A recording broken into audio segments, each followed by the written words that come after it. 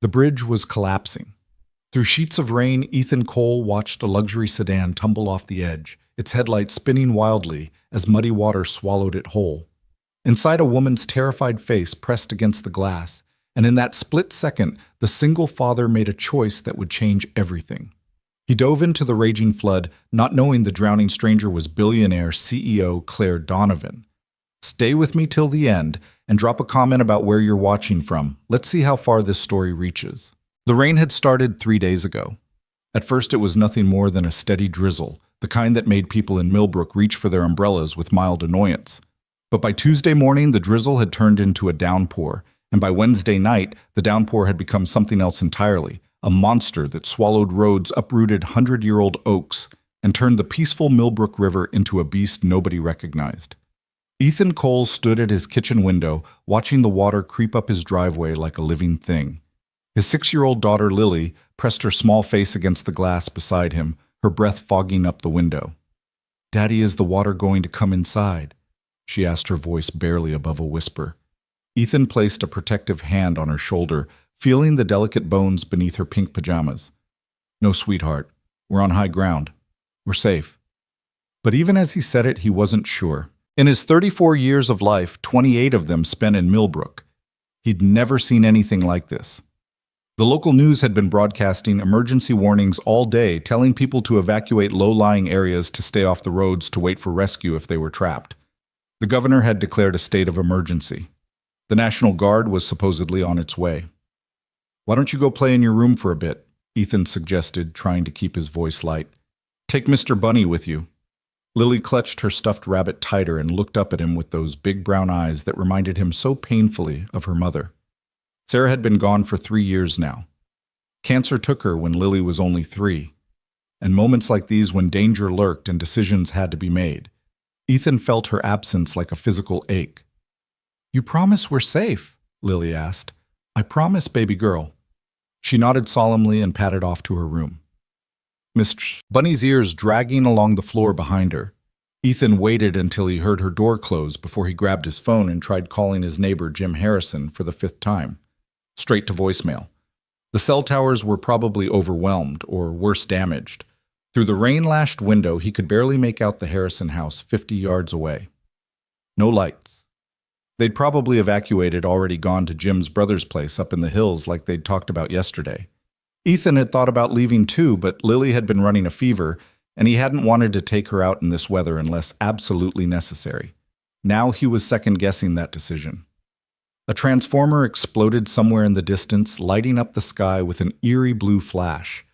The lights in the house flickered once, twice, then died. The sudden darkness was absolute, broken only by the gray light filtering through the windows. "Daddy!" Lily's frightened voice called from her room. "It's okay, honey. Just the power. I'm getting the flashlights." Ethan fumbled his way to the hall closet where he kept the emergency supplies. His hands found the heavy-duty flashlight, clicked it on. The beam cut through the darkness, providing immediate relief. He grabbed 2 more flashlights and the battery-powered radio, then made his way to Lily's room. She was sitting on her bed, Mr. Bunny clutched to her chest, tears streaming down her face. The sight broke his heart. Hey, it's okay," he said, sitting beside her and pulling her into his arms. "It's just like camping, remember? When we went to Lake Harrison last summer." "But Mommy was there," she whispered into his chest. The words hit him like a punch. "I know, baby. I know." They sat like that for a moment, father and daughter holding each other in the darkness, while the storm raged outside. Then the radio crackled to life. Emergency evacuation orders for all residents along Millbrook River and Highway 42. The Riverside Bridge has been compromised. Repeat, the Riverside Bridge has been compromised. Emergency shelters have been set up at Millbrook High School and First Baptist Church. All residents in flood zones must evacuate immediately. The Riverside Bridge. That was only 2 miles from their house. If it was compromised, whatever that meant, the water would be redirecting, finding new paths, new victims. Ethan made a decision. "Lily, we're going on an adventure, okay?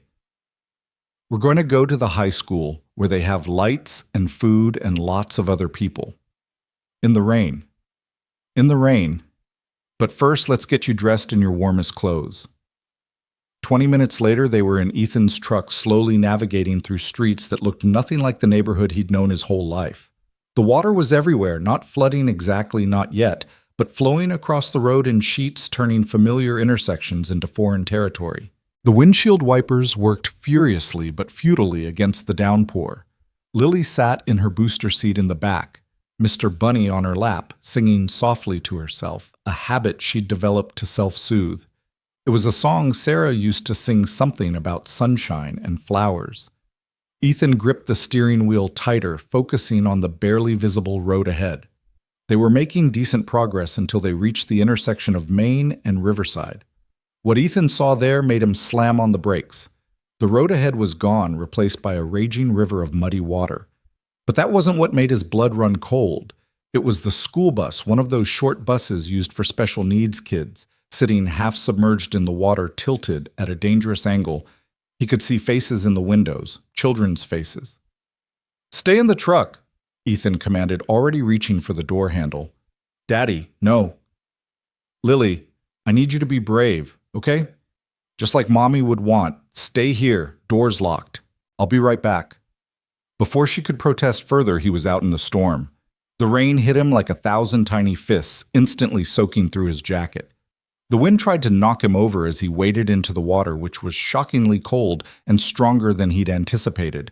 It was up to his knees, then his thighs, the current trying to sweep his feet out from under him. The bus was maybe 30 feet away, but it felt like a mile. He could hear crying now, children's voices mixing with the storm. An adult face appeared in the emergency exit window, the driver a woman he recognized vaguely from school events. "Help us," she screamed. "The door won't open, the water." "How many?" Ethan shouted back, fighting to keep his balance. "6 kids and me, please." 7 people. How the hell was he going to get 7 people out of a bus in this current? But he didn't have time to plan. The bus shifted, tilting further, and the screams intensified. Ethan half swam, half waded to the emergency exit. The water was up to his chest now. "You have to kick it," he yelled. "Both feet right in the center." The driver disappeared from view, and a moment later he heard the thud of impact. Nothing. Another thud. On the third try, the door flew open and water immediately began rushing in. "One at a time," Ethan commanded, reaching up. Smallest first. What followed was the longest 10 minutes of his life. One by one, he pulled children from the bus, a boy with Down syndrome who couldn't have been older than 8 twin girls who clung to each other even as he carried them, a teenager in a wheelchair who had to leave it behind. Each trip to safety and back was a battle against the current, his muscles screaming, his body temperature dropping dangerously. The driver came last, a woman named Mrs. Patterson, he remembered now. She was crying, thanking him over and over as he half carried her to higher ground, where the children huddled together. "There's an emergency shelter at the high school," he told her, shouting to be heard over the storm. "Can you make it?" "My phone. I need to call their parents." "The towers are down. Just get them to safety. Go." He watched them stumble away into the darkness, then turned back to where he'd left his truck. His truck. Lily. The vehicle was still there, headlights cutting through the rain. He could see Lily's small face in the back window, and relief flooded through him. But as he started back, something else caught his eye. Further down what used to be Riverside Drive, where the road curved toward the bridge, a pair of headlights was moving erratically.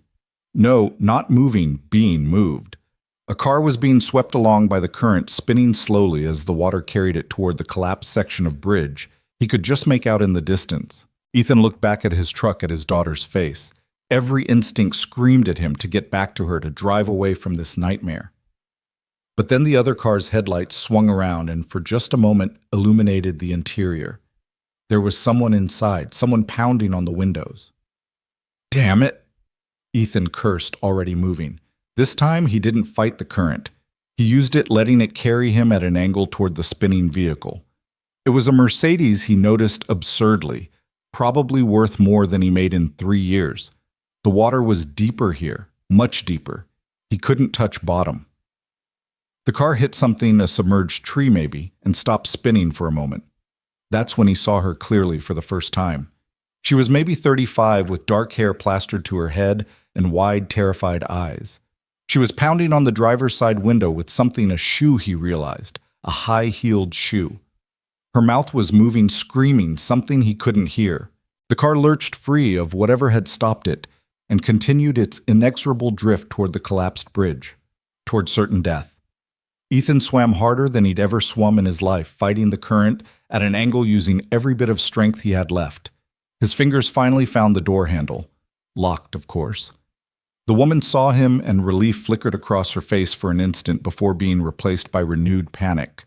She was pointing down the water inside was rising. The car was sinking. No time for subtlety. Ethan pulled himself up onto the hood, grabbed the windshield wiper for balance, and drove his elbow into the driver's side window. Pain shot up his arm, but the safety glass held. He hit it again and again, and on the fourth strike it finally gave way, shattering into 1,000 tiny pieces. Water immediately rushed in faster, and the woman screamed. "Give me your hand!" Ethan shouted. She was frozen, staring at the water rising around her waist. "Now!" Something in his voice snapped her out of it. She reached for him, and he grabbed her wrists, pulling with everything he had. She was stuck seatbelt, of course. "The seatbelt, unbuckle it!" Her hands disappeared beneath the water, fumbling. The car was sinking faster now, tilting nose down. They had seconds, maybe less. "I can't," she cried. "It won't." Ethan didn't let her finish. He took a deep breath and dove through the window into the car. The water was shockingly cold and dark. His fingers found the seatbelt, followed it to the buckle. It was jammed, the mechanism probably damaged by the water or the impact. His lungs were already burning. He pulled his pocketknife out, thank God he'd grabbed it from the house, and sawed at the belt.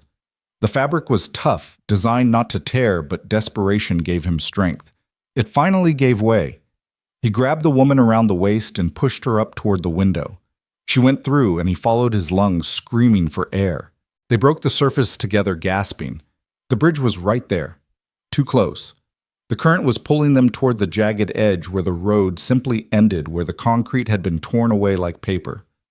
Beyond it was a drop into churning water and debris, certain death. "Swim," Ethan commanded, but the woman was already struggling, her movements uncoordinated, panicky. He grabbed her again, this time getting his arm around her chest in a rescue hold. "Stop fighting. Let me—" She went limp. Whether from trust or exhaustion, he didn't know. He kicked hard, angling across the current, using it when he could, fighting it when he had to. His legs felt like lead. His arms were numb. But Lily's face flashed in his mind, his little girl waiting in the truck, counting on him to come back, and he found strength he didn't know he had. His feet hit something solid. Ground. Pavement. He dragged them both up onto what turned out to be the raised entrance to a strip mall, now an island in the flood. They collapsed together, coughing, gasping. "Are you hurt?" he managed to ask between breaths. The woman was shaking violently, whether from cold or shock, but she shook her head. In the dim light from a still-functioning emergency light, he could see she was wearing what had once been an expensive business suit, now torn and ruined. Her face, despite being streaked with mud and makeup, was striking high cheekbones, full lips, eyes that were an unusual shade of green. "Thank you," she whispered, her voice hoarse. "Oh, God, thank you." "We need to move," Ethan said, struggling to his feet. "This whole area could go under. Can you walk?" She nodded, trying to stand, but her legs gave out immediately. Without thinking, Ethan scooped her up in his arms. She was lighter than he expected, or maybe adrenaline was still giving him strength. "My truck's back that way. My daughter." "You have a daughter?" Her voice was strange, almost wondering. "Yeah, she's 6. She's waiting for me." The woman was silent as he carried her through the rain, navigating by instinct and memory more than sight. The strip mall connected to higher ground, and from there he could see his truck's headlights like a beacon in the darkness. As they got closer, he could see Lily's face pressed against the window. When she saw him, her whole face lit up, and she was opening the door before he could tell her not to. "Daddy. Daddy, you were gone so long." "I'm okay, baby. I'm okay. Get back in the truck." He set the woman down carefully by the passenger door. She was staring at Lily with an expression he couldn't read. "Is this your daughter?" she asked softly. "Lily, this is—" He realized he didn't even know her name. "Claire?" The woman supplied, managing a weak smile for the child. "My name is Claire." "You're all wet." Lily observed with 6-year-old directness. We both are, Ethan said. Come on, we need to get to the shelter. He helped Claire into the passenger seat, noting how she winced as she moved, probably bruised from being thrown around in the car. Lily climbed back into her booster seat, Mr. Bunny still clutched tightly. Is she okay, Daddy? Lily whispered loudly enough for everyone to hear. She will be, Ethan said, starting the engine. The heater immediately kicked on and Claire made a small sound of relief. The drive to the high school was surreal. Streets he'd driven 1,000 times were unrecognizable. Some were flooded, forcing him to backtrack and find alternate routes. Others were blocked by fallen trees or abandoned vehicles. Claire sat silently beside him, shaking despite the heat blasting from the vents. In the back, Lily had resumed her soft singing. You saved my life, Claire said suddenly, so quietly he almost didn't hear her over the rain. Anyone would have... No, her voice was firm despite her chattering teeth. They wouldn't have. You risked everything. You have a daughter to think about, and you still... She trailed off, looking out at the darkness. I couldn't just leave you.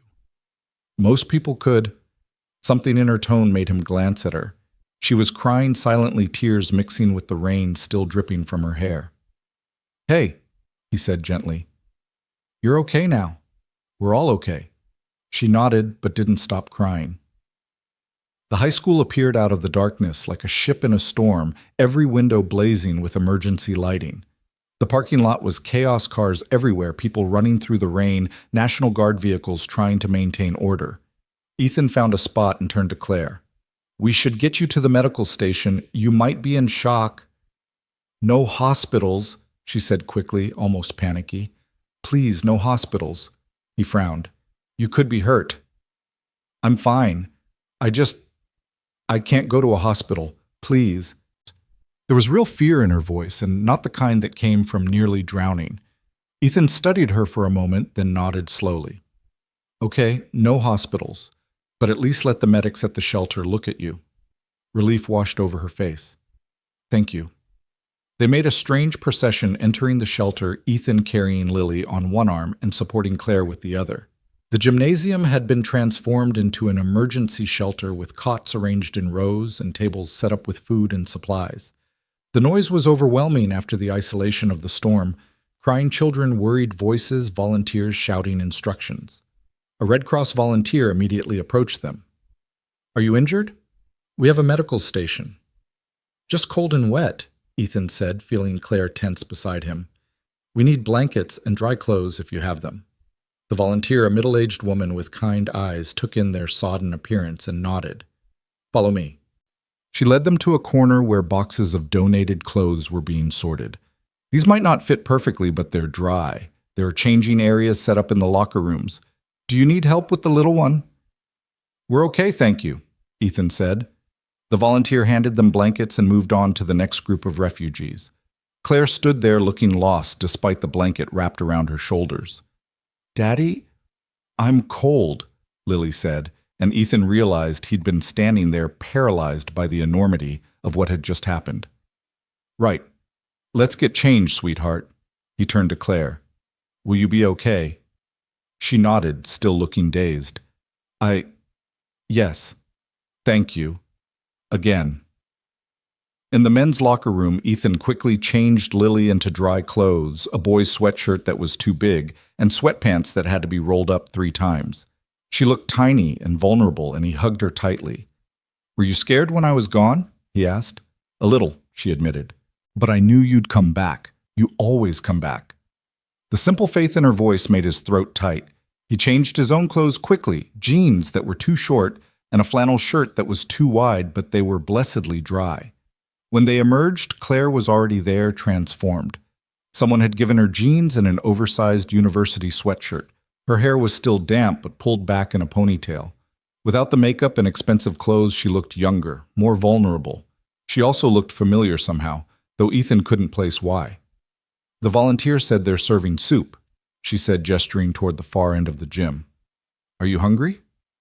This last was directed at Lily, who nodded shyly. They found seats at one of the long tables that had been set up. The soup was simple chicken noodle from enormous pots, but it was hot and filling. Lily ate quietly. exhaustion finally catching up with her. Her eyelids were drooping by the time she finished. "There are cots over there," Claire said, noticing. "She should rest." They found 3 cots together in a relatively quiet corner. Lily was asleep almost before her head hit the thin pillow Mr. Bunny tucked under her chin. Ethan sat on the cot beside her, suddenly aware of how exhausted he was. Every muscle ached. His elbow, where he'd smashed the window, was swollen and purple. Claire sat on the 3rd cot, watching him. "Can I ask you something?" "Sure." "Why did you do it?" "Really?" "You had your daughter to think about. You didn't know me. I was just some stranger in a car." Ethan was quiet for a moment, considering. "My wife died 3 years ago," he said finally. "Cancer. She was 31. Claire's eyes widened slightly, but she didn't interrupt. "The last thing she said to me, the very last thing, was teach her to be brave. She meant Lily, of course, but..." He paused, struggling to articulate something he'd never put into words. "How can I teach her to be brave if I'm not? How can I tell her to do the right thing if I don't? I saw you in that car and I thought, what if it was Sarah? What if it was Lily someday and everyone just drove past because it was too dangerous?" Claire was crying again silently. "Your wife sounds like she was special." "She was." Ethan smiled sadly. "She would have liked you." "How could you possibly know that?" "Because you didn't panic. Even when the car was sinking, even when you were terrified, you didn't completely panic. Sarah always said you could tell everything about a person by how they handled crisis." Claire laughed, but it was bitter. "I don't think she would have liked me if she knew." She stopped abruptly, looking away. "Knew what?"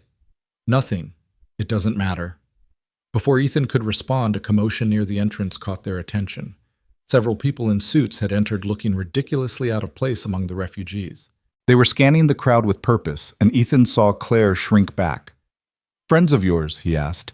"Something like that," she murmured, but she made no move to signal them. One of them, a severe-looking woman with steel-gray hair, spotted Claire and immediately started toward them, the others following. Claire sighed and stood up. "Ms. Donovan," the woman said, relief evident in her voice. "Thank God. We've been looking everywhere." "Donovan, why did that name sound familiar?" "I'm fine, Margaret," Claire said, her entire demeanor changing. Where before she'd been vulnerable, almost fragile now, she stood straighter, her voice carrying an authority that made people nearby turn to look. "The board is in emergency session," Margaret continued. "The Singapore deal, that's I..." "Can wait," Claire interrupted. "As you can see, we have more pressing concerns." "But ma'am..." "I said it can wait." The steel in her voice was unmistakable. Margaret stepped back, properly chastised. That's when Ethan finally made the connection. Donovan. Claire Donovan, the CEO of Donovan Industries, the massive tech company that had just built a new campus outside the city. He'd seen her picture in the papers, though she was notorious for avoiding the media. She was one of the youngest billionaires in the country, and he'd just pulled her out of a sinking Mercedes. Claire turned back to him, and something in his expression must have given away his recognition. She smiled sadly. "Now you know," she said softly. You're the woman you saved from drowning," she said firmly. "That's all that matters tonight." Margaret cleared her throat. "Ms. Donovan, we really should get you to a hospital. And then..." "I'm staying here tonight," Claire announced, surprising everyone, including Ethan. "But ma'am, we have the helicopter standing by. We can have you back in the city." "I said I'm staying." She looked at the suited entourage. "All of you make yourselves useful. This shelter needs supplies, food, blankets, medical equipment. I want trucks here within the hour. The roads? Then use the helicopters. I don't care if you have to airlift in supplies one box at a time. These people need help." She paused, her gaze sweeping over the crowded gym. "And set up a relief fund. Anyone affected by the flooding gets assistance, no questions asked." "How much should we allocate?" Margaret asked, pulling out a tablet. "Start with 10 million. We'll increase it if needed." Ethan's jaw dropped. 10 million just like that. The suited people scattered, pulling out phones, barking orders. Within seconds, only Margaret remained. "Anything else, ma'am?" Claire glanced at Ethan, then at sleeping Lily. "Find out everything about the shelter's needs. Work with the Red Cross, the National Guard, whoever's in charge. I want a full report in an hour." Margaret nodded and hurried off. Claire sat back down on the cot, suddenly looking exhausted again. $10 million, Ethan said, still stunned. "It's just money," she said quietly. "It can't buy back a life. It can't—" She stopped looking at Lily. "It can't bring back what's lost. Still, it's incredibly generous." She was quiet for a moment. "Can I tell you something? Something I've never told anyone." Ethan nodded, sensing this was important. "My parents died when I was 7. Flash flood in California, ironically enough. They were driving home from a party, took a shortcut through a canyon. The rain came out of nowhere. I'm sorry. I was with a babysitter. I remember waiting for them to come home, watching out the window, just like—" She gestured at Lily. "Just like she was watching for you tonight." Understanding dawned on Ethan. "That's why you didn't want to go to the hospital. The media attention." "Partly, but also because hospitals remind me of identifying their bodies." She laughed bitterly. $1 billion in the bank, and I'm still that 7-year-old girl waiting for parents who aren't coming home. Without thinking, Ethan reached over and took her hand. She startled at the contact, but didn't pull away. "You're not that little girl anymore," he said gently. "You survived. You built something amazing. Your parents would be proud." "Would they? I spend 18 hours a day in boardrooms. I have 3 homes I never see. I can't remember the last time I did something that actually mattered." She squeezed his hand. "Until tonight. Tonight you reminded me what actually matters. I just pulled you out of a car." "No." Her voice was intense. "You risked everything for a stranger. You showed me what courage actually looks like. Not the boardroom kind, not hostile takeovers or market manipulation. Real courage. The kind that jumps into floodwater to save someone else." Ethan didn't know what to say to that.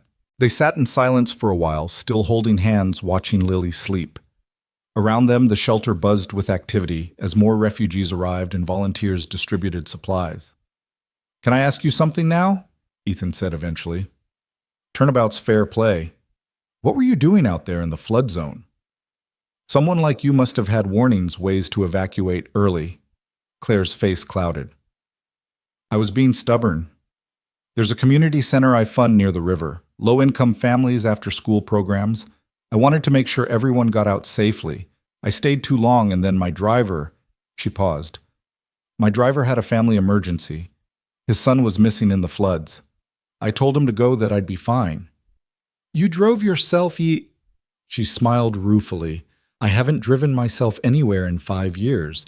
Turns out I'm not very good at it anymore, especially not in a flood." "You were trying to help people. Fat lot of good it did. I just became another person who needed rescuing." "Hey." He waited until she looked at him. "You cared enough to check on them. That matters." Before she could respond, Margaret reappeared with an entourage of aid workers. "Ms. Donovan, we've coordinated with the Red Cross. The first helicopter should arrive in 20 minutes with medical supplies. 3 more are en route with food and blankets." Claire immediately shifted back into CEO mode, discussing logistics and distribution. Ethan watched, fascinated by the transformation. She was clearly in her element, making quick decisions, delegating tasks. But every few seconds, her eyes would flick back to him and Lily, as if reassuring herself they were still there. An hour passed, then 2. The promised supplies arrived, helicopter rotors thundering over the storm. The shelter transformed from a place of desperation to one of relative comfort. Hot meals replaced cold sandwiches. Thick blankets replaced thin sheets. A full medical station was established with proper equipment. Through it all, Claire worked tirelessly. She served food, distributed blankets, sat with elderly refugees, and listened to their stories. She held crying children while their parents filled out insurance paperwork. She was everywhere, doing everything. "Your girlfriend's pretty amazing, so," one of the volunteers said to Ethan as they watched Claire helping an elderly man find his medication among the supplies. "She's not my we just met tonight." The volunteer raised an eyebrow. "Could have fooled me. The way she keeps looking at you and your daughter." Ethan followed Claire's gaze and found her watching them again. When their eyes met, she smiled a real smile, not the polished one he'd seen her give to the reporters who'd started showing up. The media presence was growing by the hour. Apparently, Claire Donovan personally overseeing disaster relief was big news. She handled them with practiced ease, giving brief statements about corporate responsibility and community support, but always redirecting focus to the rescue efforts and the needs of the refugees. Not once did she mention being rescued herself. When one reporter asked how she'd ended up at the shelter, she simply said she'd been caught in the flooding like everyone else. "Why don't you tell them?" Ethan asked her during a brief break. "It's a hell of a story." "Because it's not my story to tell," she said simply. "And because you deserve privacy. Your daughter deserves privacy. The last thing you need is cameras in your face reporters digging into your life." She was protecting them, he realized. This woman he'd known for less than 6 hours was using her considerable influence to shield him and Lily from the media circus that would inevitably follow if the story got out. Lily woke up around midnight disoriented and cranky. "Daddy? Where are we?" "Still at the shelter, baby. Are you hungry?" She shook her head, then noticed Claire. "You're still here." "I am," Claire said, sitting on the edge of Lily's cot. "Is that okay?" Lily studied her with that intense scrutiny only children could manage. "You're pretty," she finally declared. Claire laughed, a genuine delighted sound. "Thank you, so are you." "My mommy was pretty too," Lily said matter-of-factly. "She's in heaven now." "I know," Claire said gently. "Your daddy told me. Bet she was wonderful." "She was. She used to sing to me." Lily's lower lip trembled slightly. "I miss her." "Of course you do." Claire glanced at Ethan, seeming to ask permission. He nodded. She carefully put her arm around Lily. "You know what, my mommy is in heaven too, and sometimes when I miss her really badly, I close my eyes and remember her voice." "Does it help?" "Sometimes. And sometimes I still cry, and that's okay too." Lily leaned into Claire's embrace, and something in Ethan's chest tightened. He hadn't seen his daughter warm to anyone this quickly since Sarah died. "Will you stay with us?" Lily asked sleepily. "For tonight," Claire promised. "Is that okay with you, Ethan?" The sound of his name on her lips, the question in her eyes, there was something happening here, something that had nothing to do with floods or rescues or billions of dollars. "Yeah," he said softly. "That's okay with me." They spent the rest of the night like that, Claire and Ethan on either side of Lily's cot, talking quietly while she slept between them. Claire told him about growing up in boarding schools, about building her company from nothing, about the loneliness that came with success. Ethan talked about Sarah, about raising Lily alone, about his work as a contractor, and the simple satisfaction of building something with his hands. "I envy that," Claire said, "the tangibility of it. You build a house, and it's there, solid, real. I move numbers on screens, buy and sell companies. Sometimes I wonder if any of it actually exists. The jobs you create exist, the families you support. That community center you were trying to reach, those kids' lives are better because of you." "Maybe." She didn't sound convinced. "But I've never saved anyone, never put myself at risk for another person, never been brave the way you were tonight." "Bravery isn't always about grand gestures," Ethan said. "Sometimes it's about showing up, staying when you could leave, using your resources to help strangers." He gestured around the now well-supplied shelter. "This is brave too." Claire was quiet for a long moment. "You're not what I expected," she finally said. "What did you expect?" "I don't know. After you saved me, I thought, I've had people try to impress me my whole adult life. Men who see dollar signs when they look at me. But you didn't even recognize me at first, did you?" "No," he admitted. "You were just someone who needed help. And now that you know, you're still someone who needs help." At her surprised look, he continued, "Different kind of help, maybe. But everyone needs something." "What do you need?" The question hung in the air between them, loaded with possibility. Ethan looked at his sleeping daughter, then back at Claire. "I need to know my daughter will grow up in a world where people still help each other, where strangers jump into floods for other strangers, where billionaire CEOs sit on uncomfortable cots all night just to keep a little girl company." Claire's eyes shimmered with unshed tears. "And what does she need?" Ethan followed her gaze to Lily, who had at some point grabbed Claire's hand in her sleep, holding it the same way she held Mr. Bunny. "Maybe," he said carefully. She needs to see that it's okay to let new people in. That loving someone who's gone doesn't mean you can't care about someone who's here. The weight of his words settled between them. Claire squeezed Lily's hand gently. That sounds like good advice for everyone, she whispered. Dawn came slowly, gray light filtering through the high windows of the gym. The storm had finally passed, leaving an eerie quiet in its wake. Refugees began stirring, volunteers started preparing breakfast, and the real work of dealing with the aftermath would begin. Margaret appeared looking haggard but determined. Ms. Donovan, the helicopter is ready when you are. The board meeting has been rescheduled for noon. Claire looked at Ethan and Lily, clearly torn. Go, Ethan said, though something in him rebelled at the thought. You have responsibilities. I do. She stood slowly, reluctantly releasing Lily's hand. But Ethan, this isn't goodbye. No. She pulled out a business card, then laughed at herself. God, that's so formal. Instead, she grabbed a marker from a nearby table and wrote on his hand not a number, but an address. This is my actual home. Not the penthouse the magazines show, but the place I really live. It's just outside the city. Claire, don't overthink it, she interrupted. Just, when things settle down, when you and Lily are ready, come visit, please. Before he could respond, she leaned down and kissed Lily's forehead. Then, after a moment's hesitation, pressed her lips to Ethan's cheek. Thank you, she whispered against his skin, for reminding me who I want to be. Then she was gone, striding away with Margaret and her entourage immediately engulfed in the business of being Claire Donovan's CEO. But just before she reached the door, she turned back. Across the crowded gymnasium, through the chaos of 100 conversations and crying children and clattering breakfast trays, their eyes met. She smiled, not the practiced smile of a public figure, but the genuine, vulnerable smile of the woman he'd pulled from a sinking car. The woman who'd held his daughter's hand all night. The woman who'd shown him that sometimes the people who seem to have everything are the ones who need saving the most.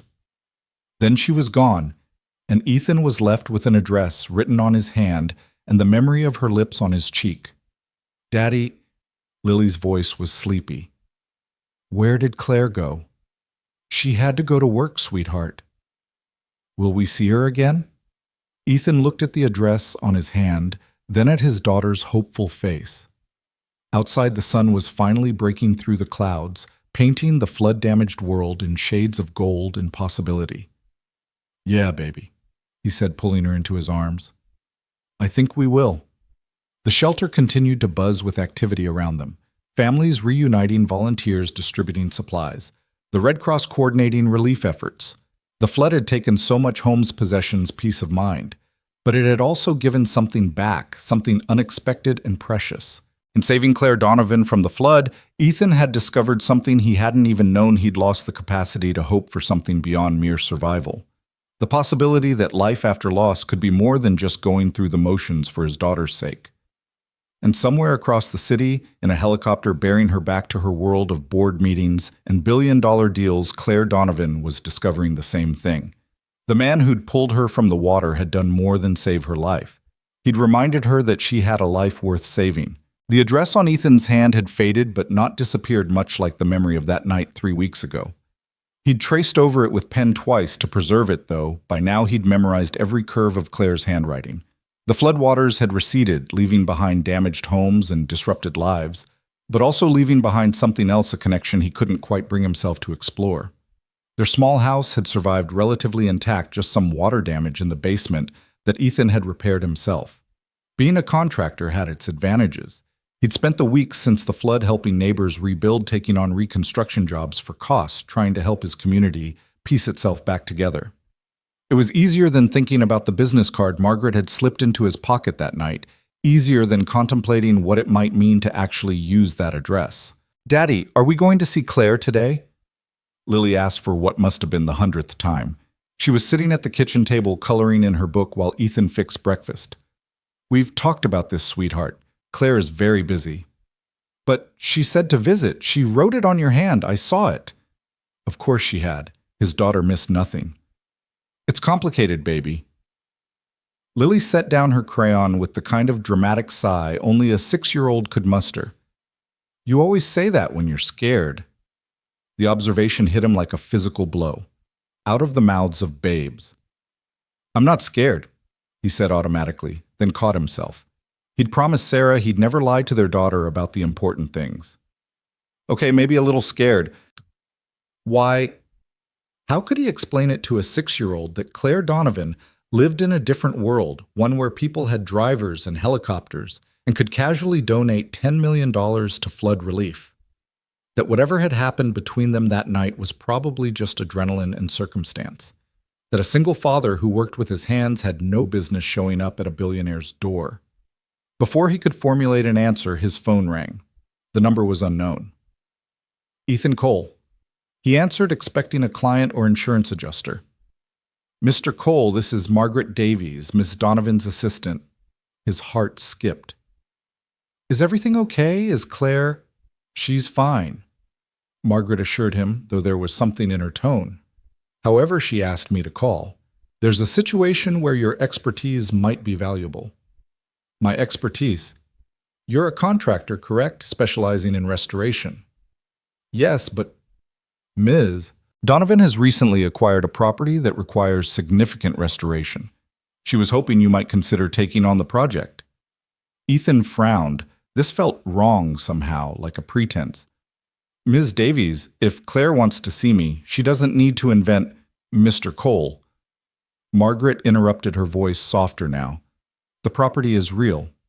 The need for restoration is real. But you're right that this is also something else. She hasn't been the same since that night. She works 18-hour days, she's closed 3 major deals, and she's overseen the entire flood relief operation, but she's not the same. What do you mean? There was a pause. She smiles differently. Genuinely, I mean. She started a program for underprivileged children to learn coding. She's been visiting the flood victims personally, not just writing checks, and she keeps a photo on her desk that wasn't there before. A photo. From the shelter that night. Some volunteer took it, Miss. Donovan sitting with your daughter, both of them asleep.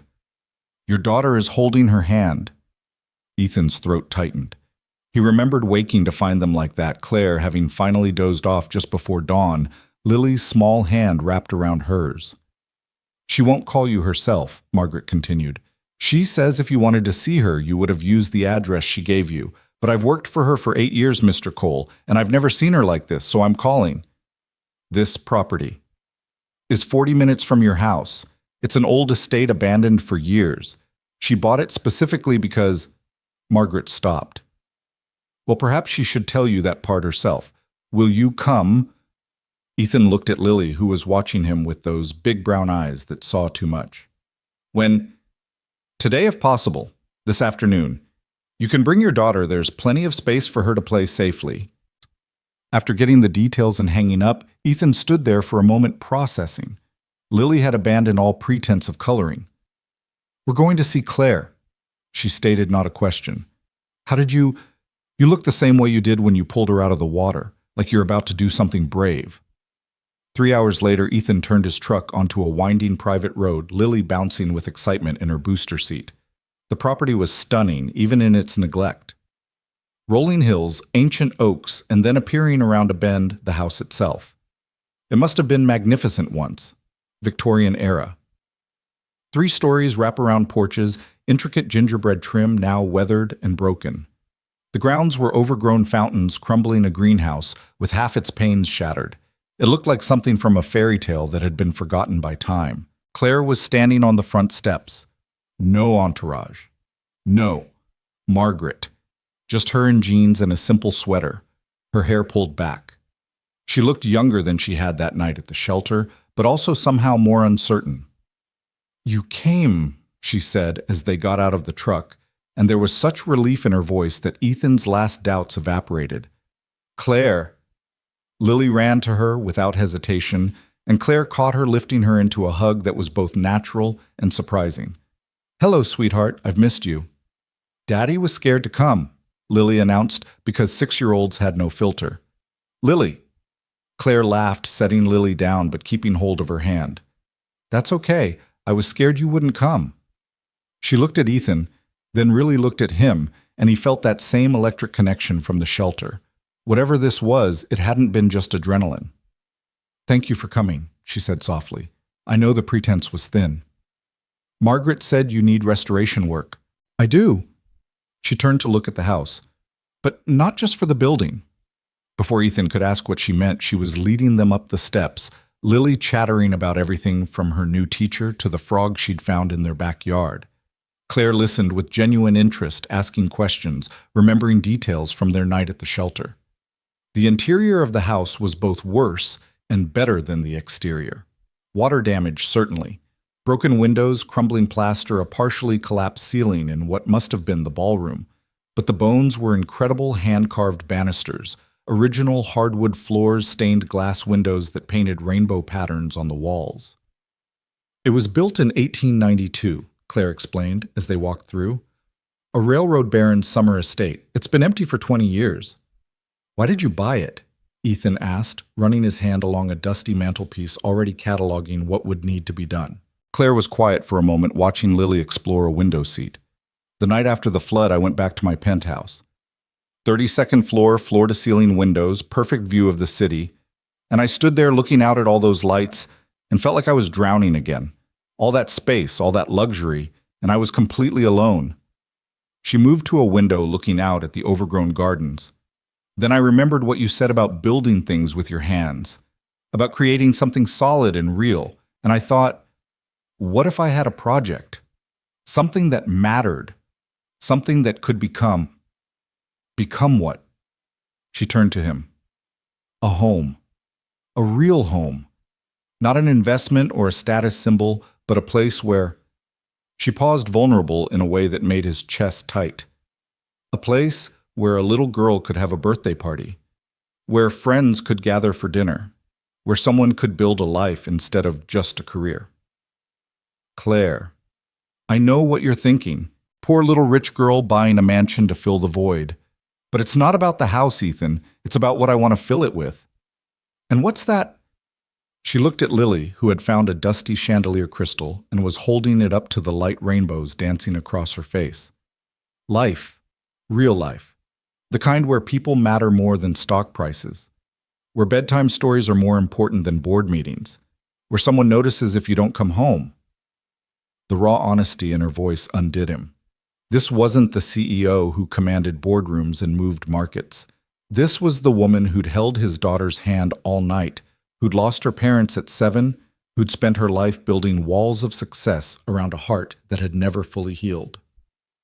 It's a big project, he said, keeping his voice professional, even as his pulse quickened. 6 months minimum, probably closer to a year. I'm not in a hurry. It won't be cheap. I'm not worried about the money. And you'd want to be involved. Most clients prefer to stay away during construction. I want to be here for all of it. I want to learn. She moved closer to him. I want to understand what it's like to build something with purpose, not just profit. Daddy, look, Lily called from the next room. There's a library with a ladder that slides. They followed her voice to find her in what was indeed a library 2 stories tall with built-in shelves and an old rolling ladder that miraculously still worked. Lily was enchanted. We could put so many books here, she breathed, like Beauty and the Beast. You like books? Claire asked. Mommy used to read to me every night. Daddy does now, but he does the voices wrong. I do not, Ethan protested, but he was smiling. You do. The dragon sounds like a frog. Claire laughed, and the sound echoed in the empty room, bringing it to life in a way that had nothing to do with restoration. They spent the next 2 hours going through the house, Ethan taking notes, mentally cataloging the work needed, while Claire asked questions about everything: load-bearing walls, historical preservation, modern updates versus maintaining character. Lily appointed herself assistant explorer, finding hidden doors, servant stairs, and a dumbwaiter that delighted her beyond measure. The kitchen will need complete updating, Ethan said, surveying the antiquated space. We can maintain the period aesthetic, but with modern appliances. Claire asked, and there was something hopeful in the single word. If you're hiring me for the job. I'm hiring you for more than that, she said quietly, then seemed to catch herself. I mean, if you're interested, I know you have other clients, other obligations. Claire. He stopped her nervous rambling. I'm interested. The relief on her face was almost painful to see. How lonely had she been? He wondered that the simple acceptance of a job offer could mean so much. They ended up in what must have been the nursery-faded wallpaper with tiny roses still clinging to the walls. Lily had run outside to explore the gardens visible through the window. Claire stood in the center of the room, arms wrapped around herself. My mother was pregnant when she died, she said suddenly. I was going to have a little brother. They were coming home from the doctor's appointment where they found out it was a boy. Ethan moved closer but didn't touch her, sensing she needed space to share this.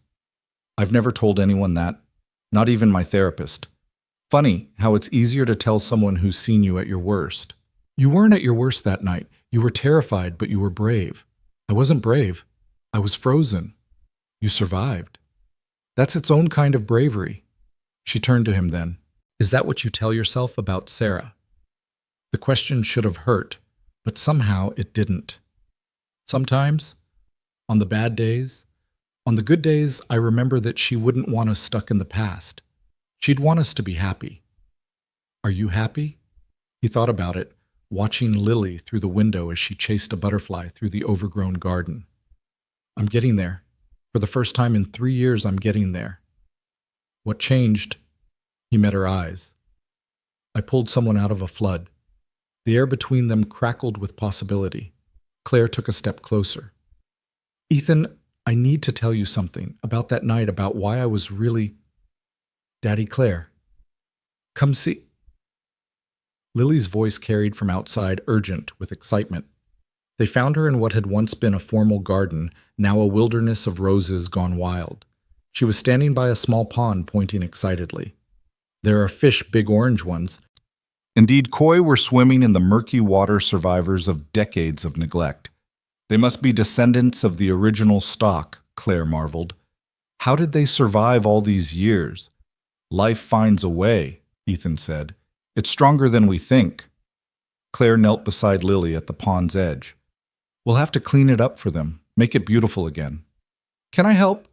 Lily asked eagerly. I'm counting on it. I don't know anything about fish. As they watched the koi surface and dive, Ethan made a decision. We'll take the job. The restoration. Claire looked up at him, and the smile that spread across her face was like sunrise. All of it, she asked, and he knew she wasn't just talking about the house. All of it, son? He confirmed. They worked out the basic terms while Lily fed the koi bits of crackers from Claire's purse. Ethan would start the following week bringing in his crew for the major structural work, but handling much of the detail work himself.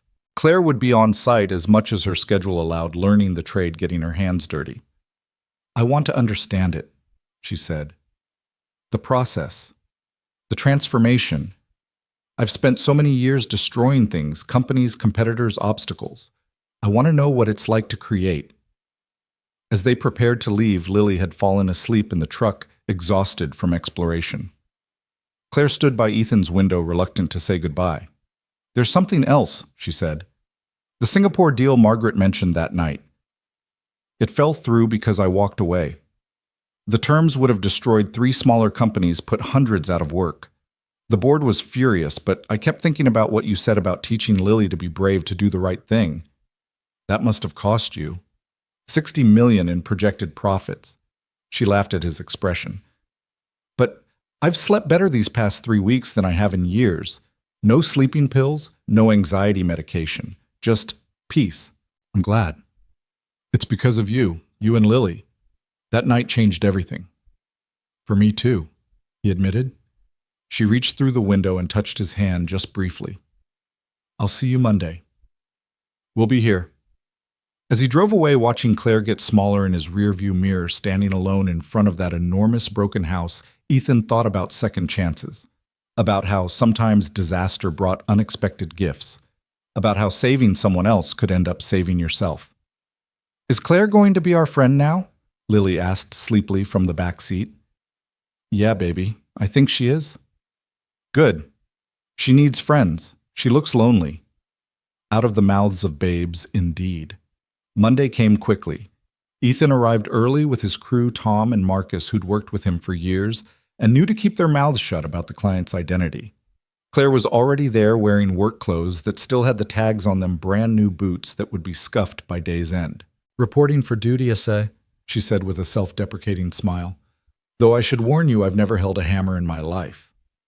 "Everyone starts somewhere," Ethan said, handing her a pair of work gloves. "We're starting with demolition today, taking out the damaged plaster in the main hall." She proved to be a quick learner and a hard worker, not afraid to get dirty, not complaining when the work was tedious or difficult. She asked intelligent questions, threw herself into every task, and by lunch had charmed Tom and Marcus completely. "She's not what I expected," Marcus said quietly to Ethan while Claire was getting water. "You know, for a billionaire." "She's full of surprises," Ethan agreed. The days fell into a rhythm. Claire would arrive early sometimes, with expensive coffee for everyone, sometimes with Lily in tow on weekends. She learned to read blueprints to understand the difference between load-bearing and cosmetic, to use power tools with increasing confidence. But more than that, she began to open up. During breaks, she'd tell stories about her childhood, about building her company, about the loneliness of success. In return, Ethan shared memories of Sarah, of building their life together, of learning to navigate single parenthood. "She would have liked this," he said one afternoon, gesturing at the slowly transforming house. Sarah loved restoration projects, said they were metaphors for life, taking something broken and making it beautiful again. "She sounds wise." She was. She saw the best in everything, everyone. Even at the end when the pain was... He paused, swallowing hard. She kept saying it had been worth it. Every moment. Claire was quiet for a moment, then said, "I used to think my parents' death was meaningless, random, cruel, but lately I wonder if maybe it led me to something, to this moment, to understanding what really matters." "And what's that?" She looked at him, covered in plaster dust, sweaty and tired and more beautiful than any magazine cover CEO had a right to be. "Connection, purpose, love." The last word was barely a whisper. Before Ethan could respond, Tom called out that they'd found something in the walls, old photographs perfectly preserved of the original family who'd lived there. They spent the rest of the afternoon carefully extracting them, Claire handling each one like a treasure. "We should frame these," she said. "Put them back up when we're done. Honor the history." Most people want to make a place their own, erase the past.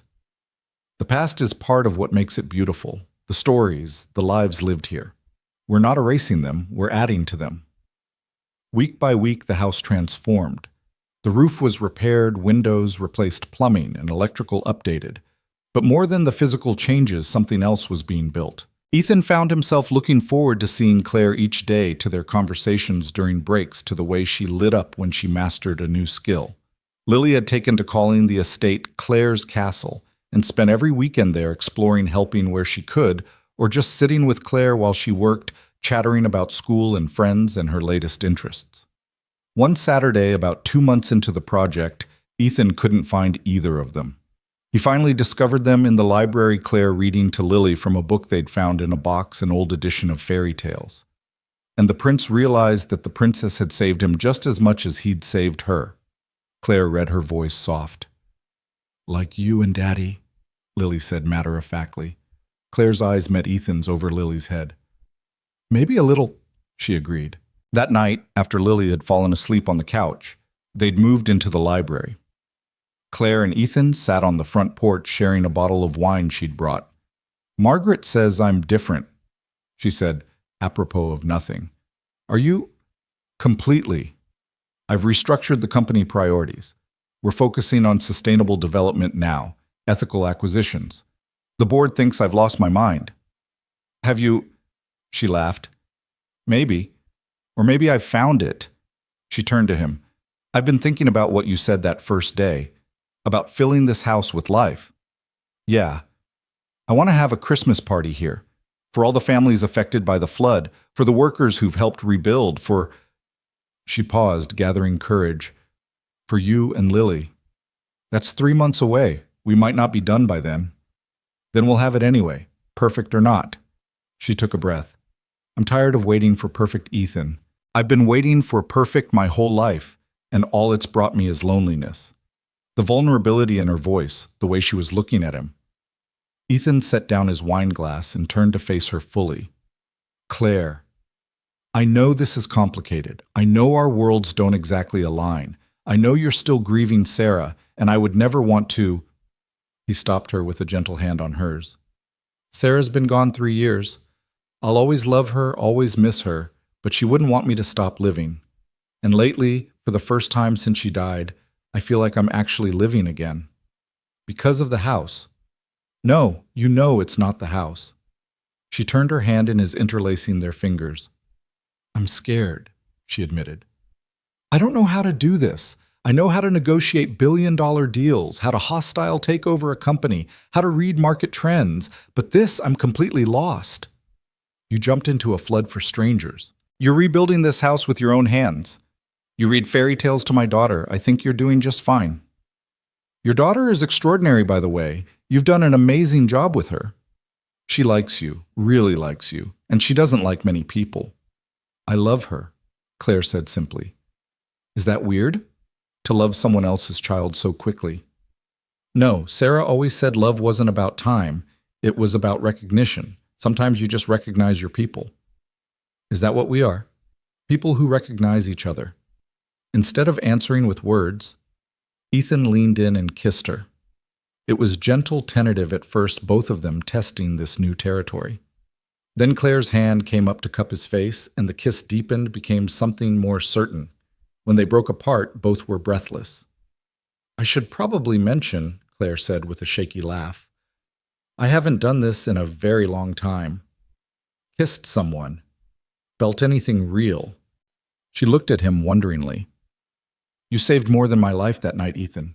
You saved my soul. You saved mine right back. They sat in comfortable silence, hands still linked, watching fireflies dance in the garden. Inside, Lily slept peacefully, surrounded by books and possibility. The house around them was still more broken than whole, but it was becoming something beautiful. I should take Lily home, Ethan said eventually, though he made no move to go. Or you could stay. There are enough beds now that we've restored the guest wing. At his look, she added quickly, just to sleep. I like knowing you're both here. The house feels less empty. Okay, he said simply. That night, with Lily tucked into a bed in a room overlooking the garden, Ethan lay in the guest room next door thinking about unexpected gifts. About how a flood could wash away the old and make room for the new. About how saving someone could lead to being saved in return. Down the hall, Claire lay in her own bed, the first one she'd moved into the house. For years, she'd taken sleeping pills to quiet her mind, but tonight, her thoughts were peaceful. She could hear the old house settling around her, could imagine the lives that would fill it. Lily's laughter, dinner parties with friends she hadn't made yet. Quiet mornings with coffee and conversation. And Ethan, always Ethan, whose steady presence had become as essential to her renovation as any tool or blueprint. The morning after that first kiss dawned bright and clear sunlight streaming through the restored windows of the old house. Ethan woke to the sound of Lily's laughter drifting up from somewhere below, mixed with Claire's voice. He found them in the kitchen attempting to make pancakes on the ancient stove they hadn't yet replaced. Daddy Claire can't flip pancakes, Lily announced gleefully, pointing at a somewhat charred attempt on a plate. In my defense, Claire said, flour in her hair and batter splattered on her shirt. I've never actually cooked pancakes before. Never? Lily was aghast. I had a chef, Claire admitted sheepishly. Several, actually. Ethan moved to the stove gently, taking the spatula from her. Here, let me show you. He positioned himself behind her, his hand over hers on the handle. It's all in the wrist, quick and confident. He felt her tense slightly at his proximity, then relax into him. Together they flipped the next pancake perfectly. See natural talent, he murmured near her ear. I had a good teacher, she replied softly. They were interrupted by Lily tugging on Ethan's shirt. Are you and Claire dating now? The adults froze, exchanging glances over her head. Why would you ask that, sweetheart? Ethan managed. Because you look at her the way you used to look at Mommy, and she looks at you like the princess looks at the prince in my books. Claire knelt down to Lily's level. Would it be okay with you if we were... Lily considered this seriously. Would you come to my soccer games, if you wanted me to, and help with homework? Absolutely. And not make Daddy sad? Claire's eyes filled with tears. Oh, sweetheart, I would never want to make your daddy sad. I want to make him happy. You both make me very happy. Lily nodded decisively. Then it's okay, but you have to learn to cook better. Daddy can't make everything. The simple acceptance of a child's logic broke through whatever tension remained. Claire pulled Lily into a hug, and Ethan wrapped his arms around both of them, feeling something shift and settle into place. But the real world had a way of intruding on perfect moments. The following Monday, Ethan arrived at the house to find 3 black SUVs in the driveway and a cluster of suited figures on the front porch. Claire stood in the middle of them, her body language tense, her voice carrying the sharp edge he'd only heard her use once before. This discussion is over, Richard. I've made my decision. You're being emotional, a silver-haired man replied. This isn't like you, Claire. Abandoning the Singapore deal was bad enough, but now you're hemorrhaging money on this. He gestured dismissively at the house vanity project. It's my money to hemorrhage. It's the shareholders' money. And as chairman of the board, I have a responsibility. You have a responsibility to respect my decisions as CEO. Claire's voice could have cut glass. Now, if you'll excuse me, I have work to do. The man Richard noticed Ethan approaching. His eyes narrowed as he took in the work clothes, the truck with Cole Construction on the side. So this is what it's about, he said slowly. I should have known. How much is she paying you? Richard. Claire stepped between them. Don't you dare. It's a fair question. How much does it cost to seduce a billionaire these days? Ethan felt his fists clench, but before he could respond, Lily's voice piped up from behind him. He hadn't even noticed her getting out of the truck.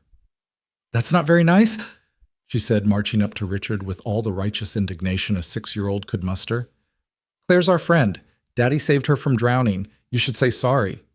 Richard looked down at the small girl confronting him, momentarily speechless. This is Lily, Claire said, moving to stand beside them. Ethan's daughter. And if you ever speak to or about them that way again, you'll be looking for a new job. Are we clear? The threat in her voice was unmistakable. Richard straightened his tie, trying to salvage his dignity. The board meets Thursday. We'll be discussing your recent erratic decisions. I look forward to it, Claire said coolly. The suits retreated to their vehicles, leaving an uncomfortable silence in their wake. Claire seemed to deflate once they were gone. I'm sorry about that. Richard Blackstone. He's been with the company since I started it, helped me build it. He thinks that gives him the right to be an ass, Ethan suggested. Despite everything, Claire laughed. Something like that. Are you okay? I will be.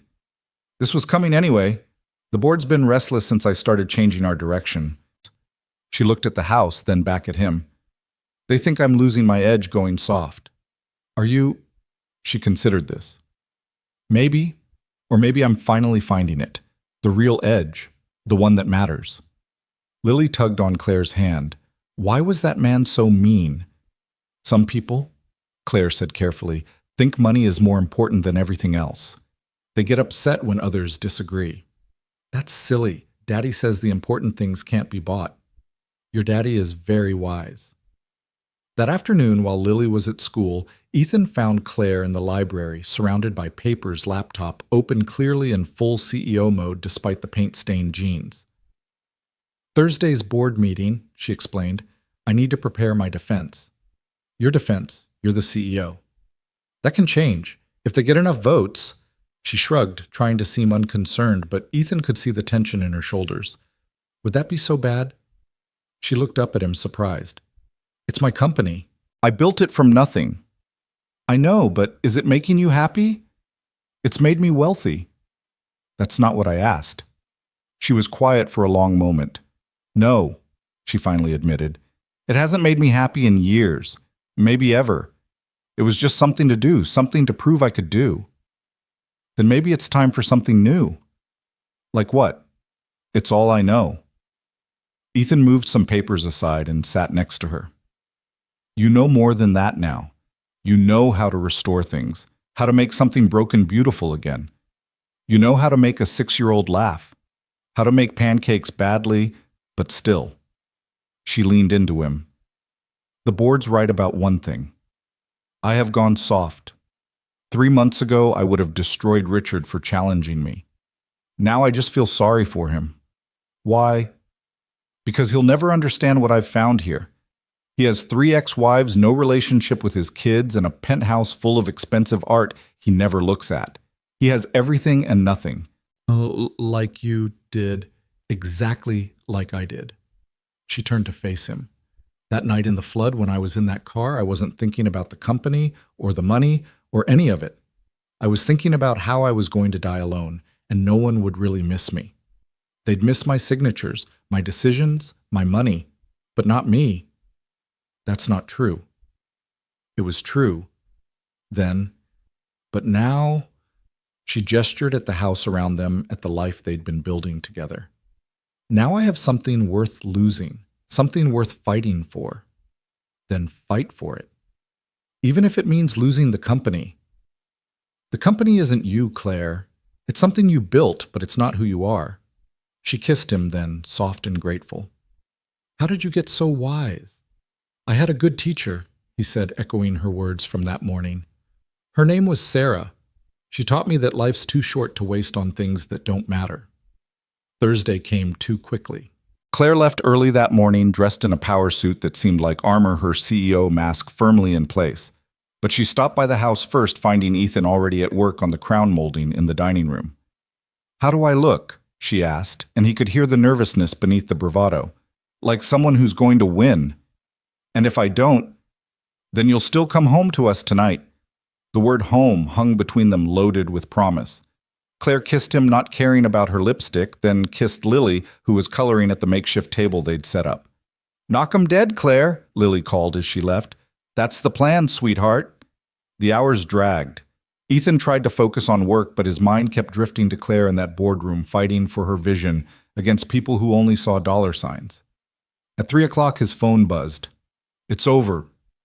Claire's voice was strange, unreadable. What happened? Can you come? Both of you. I'm at the house. He found her sitting on the porch steps, still in her suit, but barefoot, her heels discarded beside her. She looked up as they approached, and her face was streaked with tears, but she was smiling. They fired me, she said, and laughed at their expressions. Well, technically, I was voted out as CEO. Richard will take over. Claire, I'm so sorry. I'm not. She stood, pulling them both into a hug. I'm free. For the first time in my adult life, I'm completely free. But the company will be fine without me, maybe better. Richard's good at the ruthless stuff the pure profit plays. That's not who I am anymore. She pulled back to look at them. I kept my shares, so I'm still wealthy, obscenely so. But I don't have to be that person anymore, the one who destroys things. So what will you do? Lily asked. Well, first, I'm going to finish restoring this house. Then, she looked at Ethan. I was thinking about starting a foundation for kids who've lost parents. Scholarships, counseling, support. Real help, not just money. The Claire Donovan Foundation, Ethan suggested. Actually, I was thinking the Sarah Foundation. At his shocked look, she continued, if that's okay, she raised an amazing daughter, loved deeply, and taught people to be brave. Seems like the perfect name. Ethan couldn't speak. Lily, however, had no such problem. Mommy would love that, she said simply. Then, does this mean you'll be around more all the time if that's okay? It's very okay. That night, they celebrated with takeout pizza on the floor of the great room, the chandelier they'd spent weeks restoring, casting rainbow patterns on the walls. Claire had changed into jeans and one of Ethan's work shirts, her CEO persona packed away with the suit. I need to tell you something, she said as Lily dozed against her shoulder. About that night, the flood. You don't have to. I do. I wasn't just checking on the community center. I was running away. Ethan waited, sensing this was important. There was a man, someone the board wanted me to marry. Good for the company image, they said. 2 powerful families joining forces. I'd been going along with it because why not? It's not like I had anything else. She stroked Lily's hair absently. That night he proposed, in front of everyone at this charity gala. Cameras, reporters, the whole production. And I stood there looking at this ring that cost more than most people's houses, and I realized I'd rather die than live that life. So you ran. I ran, got in my car and drove no plan, no destination. The community center was an excuse. I just needed to be anywhere else. She looked at him. The flood seemed like divine intervention at first, a way out, until I was actually drowning, and then I saw your face through the water, and I wanted to live. Not just survive, but actually live. She shifted to face him fully. You didn't just pull me from that car, Ethan. You pulled me into life. He kissed her, then careful not to wake Lily. When they pulled apart, Claire was crying again, but they were good tears, cleansing tears. I love you, she whispered. I know it's fast, I know it's complicated, but I love you too, he said simply. Sarah always said I'd know when it was right, that it would feel like coming home. Does it?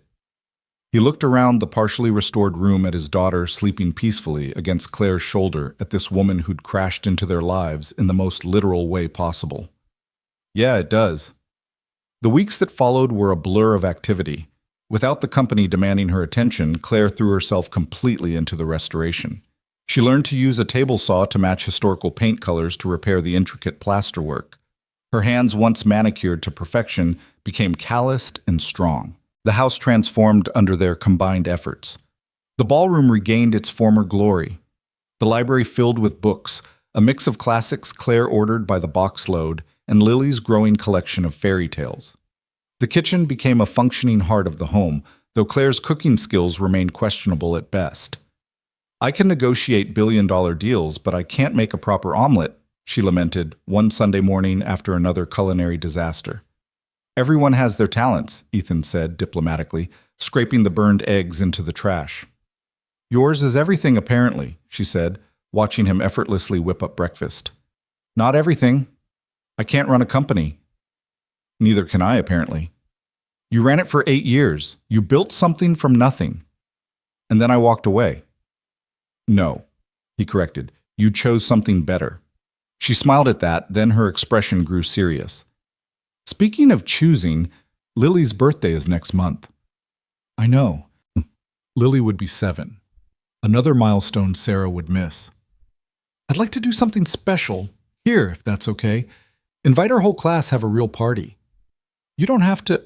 I want to. I never had birthday parties as a kid. Boarding school didn't really do individual celebrations. I want her to have everything I didn't. She already does, Ethan said softly. She has people who love her. She deserves more than that. She deserves magic. And magic is what Claire delivered. On Lily's 7th birthday, the estate was transformed into a fairy tale kingdom. She'd hired performers, created an elaborate treasure hunt through the gardens, even managed to locate a portable carousel. The children from Lily's class ran wild through the grounds, their laughter echoing off the old walls. This is too much, Ethan protested, watching a professional face painter turn his daughter into a butterfly. Nothing's too much for her, Claire said. Or for you. The party was in full swing when unexpected guests arrived. Margaret Davies appeared first, bearing an enormous wrapped gift followed by several familiar faces from the shelter that night. Tom and Marcus from the construction crew. Mrs. Patterson, the bus driver Ethan had rescued with the children who'd been on the bus. How did you all know? Ethan asked, overwhelmed. Claire invited us, Mrs. Patterson said. She tracked down everyone from that night.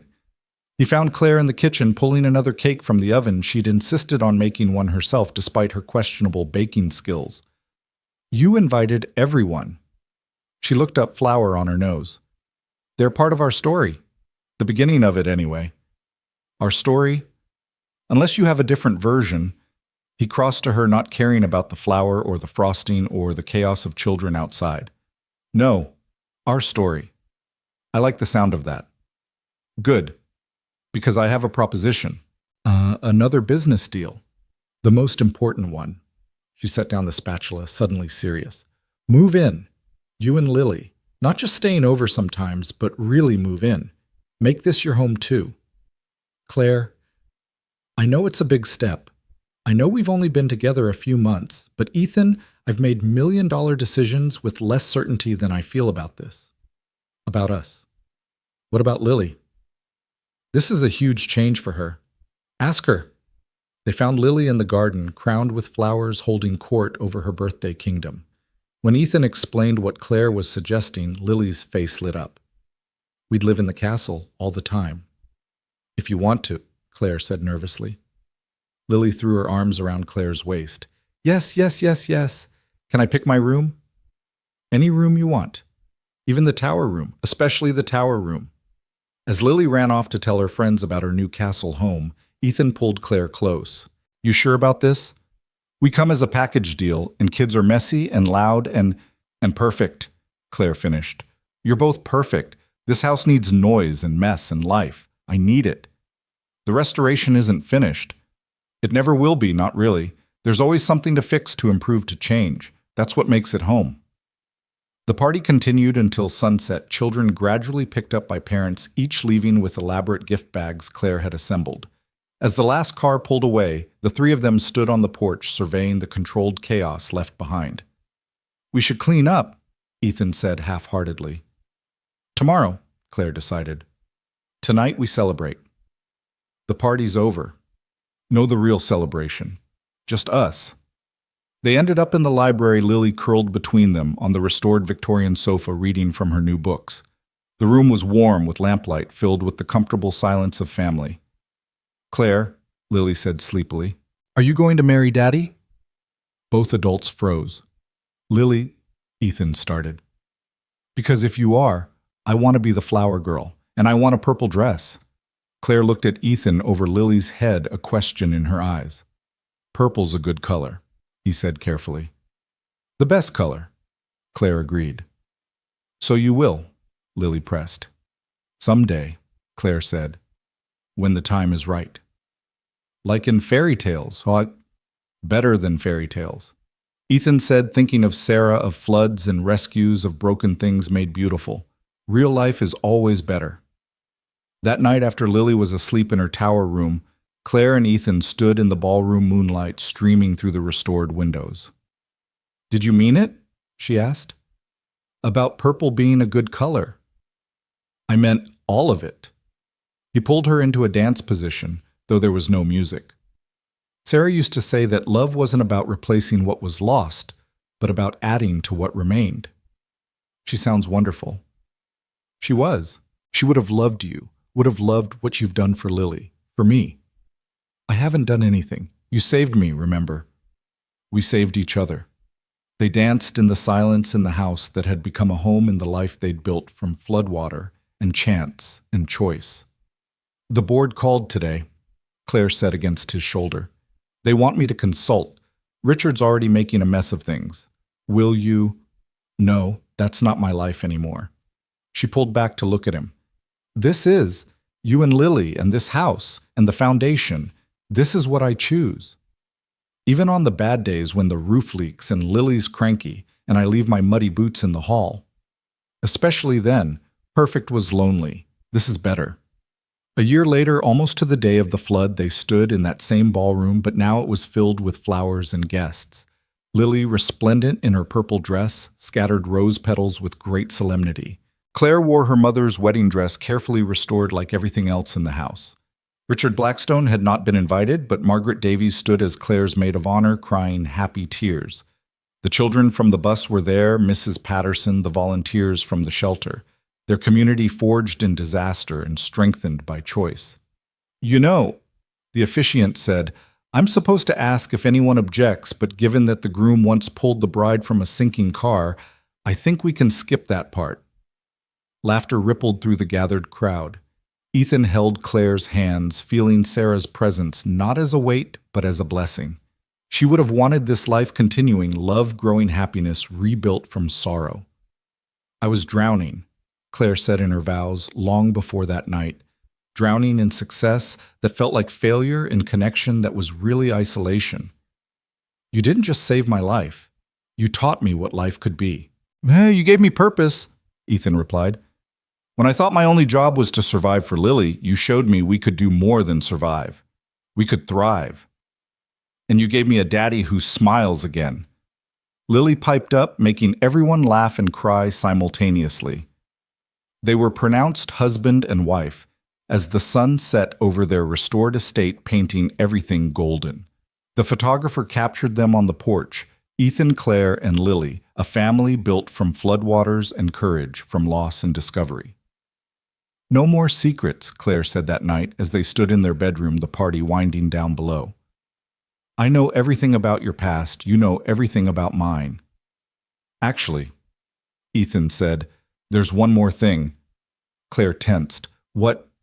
"The night of the flood, when I saw you in that car.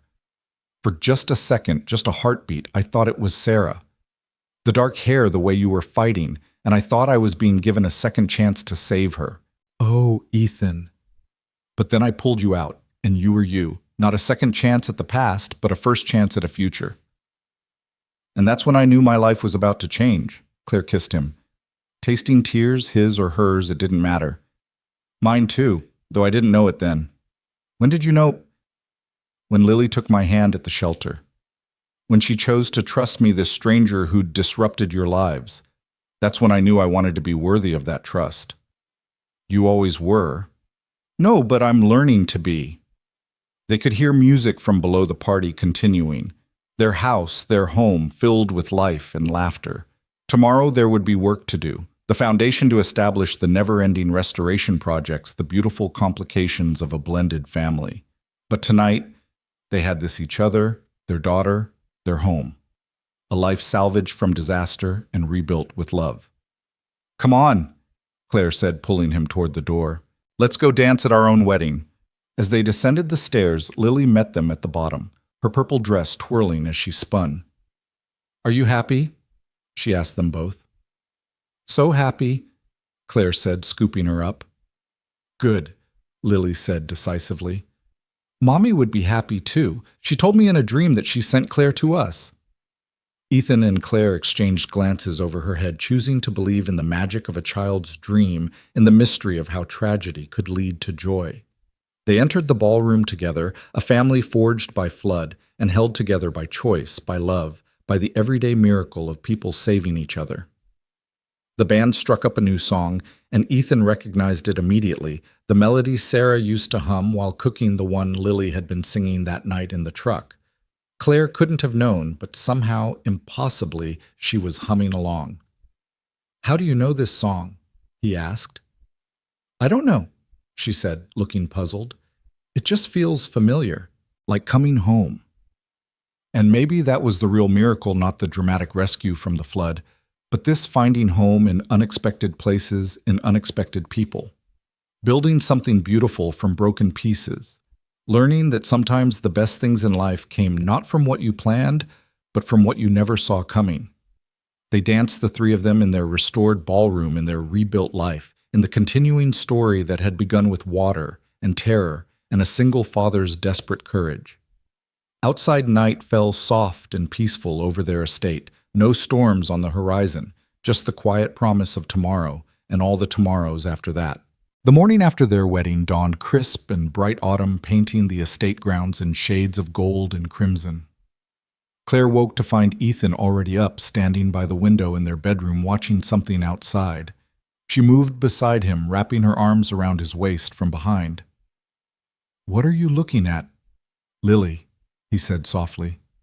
"She's in the garden talking to the koi." Indeed, their daughter and Claire's heart swelled at thinking of Lily, as theirs was kneeling by the restored pond, apparently having a serious conversation with the fish. "She does that when she's thinking about something important," Ethan explained. "Sarah used to say fish were good listeners because they never interrupt." "What do you think she's thinking about?" "The wedding, maybe, or the changes coming. She processes things in her own time, in her own way." Claire watched the little girl scatter food across the water's surface. "Should we be worried?" "No. She'll come to us when she's ready." They were eating breakfast on the terrace when Lily finally joined them, her expression unusually serious for a 7-year-old.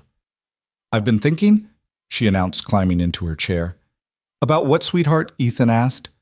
"About Claire being my mom now." Claire's coffee cup rattled against the saucer as she set it down. "Lily, I would never try to replace—" "I know," Lily interrupted. "You can't replace Mommy, She's in heaven and in our hearts and in the stories Daddy tells. But you're here and you love us and you make Daddy laugh again." "All true," Ethan said carefully. "So I was thinking," Lily continued, her small face scrunched in concentration, "what if I had two moms, one in heaven and one here? Is that allowed?" Claire felt tears threatening. "Oh, sweetheart, that's absolutely allowed. And can I call you Mom? Not all the time because sometimes you're still Claire, but when I want to, I would be honored." Claire managed through the tightness in her throat. Lily nodded, satisfied with this resolution. "Good. Can I have pancakes now, the not burned kind?" Ethan laughed, the sound rich with relief and joy. "I'll make them. Claire's cooking hasn't improved just because we got married." "Mom's cooking," Lily corrected, trying out the word. "Mom can't cook." The simple sentence hit Claire like a physical force. Mom. She was someone's mom now. Not by birth, but by choice, by love, by the strange alchemy that had transformed a near drowning into a family. Later that morning, while Lily was at school, Claire found herself in what would become the Foundation's office, surrounded by paperwork and plans. She'd thrown herself into the project with the same intensity she'd once reserved for corporate takeovers. The Sarah Foundation would provide comprehensive support for children who'd lost parents, not just financial aid, but counseling, mentorship, educational support, even simple things like someone to attend school plays when there was no one else. "You're going to change lives," Ethan said from the doorway, seeing her surrounded by files. "That's the plan. I've already got pledges for $20 million in funding, and that's just from my former board members who feel guilty about how things ended. Guilt money? The best kind. It spends just like regular money, but comes with less strings attached." He moved into the room, examining the architectural plans spread on her desk. "Is this what I think it is, so?" "The community center by the river. The one I was trying to reach that night. I bought it." "Claire, it needs to be rebuilt anyway after the flood damage. I thought we could make it the Foundation's first project, a place for kids to go after school to get help with homework, to just be safe." She looked up at him. "I was hoping you'd oversee the construction. I mean, I know you have other clients, other obligations." "Claire?" He stopped her nervous rambling, a habit he was beginning to recognize. "Of course I'll do it. Really. It's what we do, right? Rebuild things. Make them better than before." She stood, moving into his arms. "Have I told you today that I love you?" "Twice, but I'm not keeping count." "Liar. You remember everything." It was true. He did remember everything now, not just the past with Sarah, but the present with Claire, each moment crystallizing into memory even as it happened. The way she bit her lip when concentrating. How she still couldn't flip a pancake but had mastered French toast. The sound of her laughter mixing with Lily's in the echoing rooms of their home. 3 months into their marriage, winter came early and harsh. They were cozied up in the library one evening, Lily doing homework, while Claire reviewed foundation applications and Ethan sketched renovation plans for the community center when the lights flickered. "Storm's getting worse," Ethan observed, looking toward the windows where snow swirled against the glass. Claire tensed. Ever since the flood storms made her anxious, though she tried to hide it. Ethan reached over and took her hand, squeezing gently. "We're safe here," he reminded her. "High ground, remember." Before she could respond, the doorbell rang, unusual, given the weather and the late hour. Ethan went to answer it, Claire and Lily following curiously. A young woman stood on their doorstep, barely out of her teens, shivering despite a thin coat. She held a baby who couldn't have been more than 6 months old, bundled in blankets but crying pitifully. "I'm sorry, the woman said through chattering teeth. "My car broke down at the end of your drive. I saw the lights. My phone's dead and the baby, she's sick, and I didn't know where else." "Come in," Claire said immediately, ushering them inside. "Ethan, get blankets. Lily, can you run hot water in the kitchen? We need to warm some formula." They sprang into action with the efficiency of a well-oiled machine. Claire settled the woman Jessica they learned by the fire, while Ethan built it up higher. The baby Emma was running a fever but seemed to calm once she was warm and fed. "I was trying to get to the hospital," Jessica explained, color returning to her cheeks. "But the roads are so bad, and then the car just died." "The main road's probably closed by now anyway." Ethan said, having checked his phone. But Claire's right. We need to get Emma's fever down. Claire was already on her phone with a pediatrician friend getting instructions. Lily, meanwhile, had appointed herself assistant baby soother, making faces that actually drew weak smiles from the sick infant. She likes you, Jessica said to Lily, surprised. I'm good with babies, Lily said matter-of-factly. I'm practicing for when I'm a big sister. The adults exchanged glances over her head. It was something they'd discussed but hadn't made any decisions about yet. They spent the night taking shifts with Emma, cooling her fever with damp cloths, keeping her hydrated. By dawn, the fever had broken and the baby was sleeping peacefully.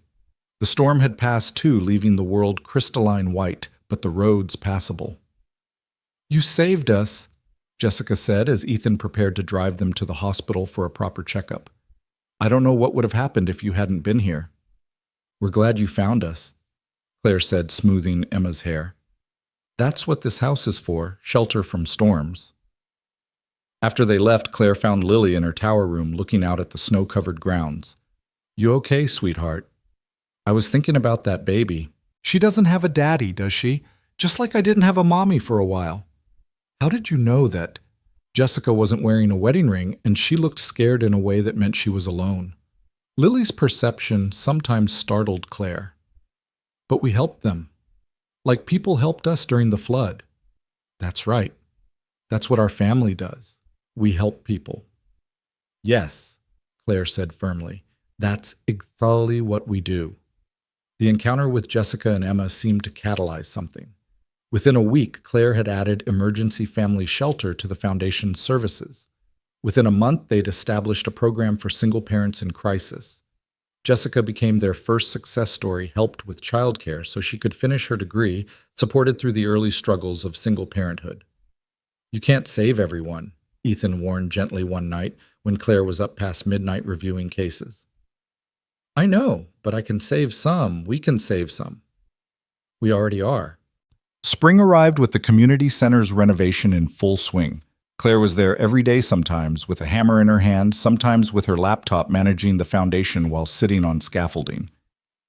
The local news picked up the story, Billionaire ex-CEO trades boardroom for blueprints, but Claire refused all interviews. I'm not the story, she insisted. The work is the story. But Richard Blackstone apparently disagreed.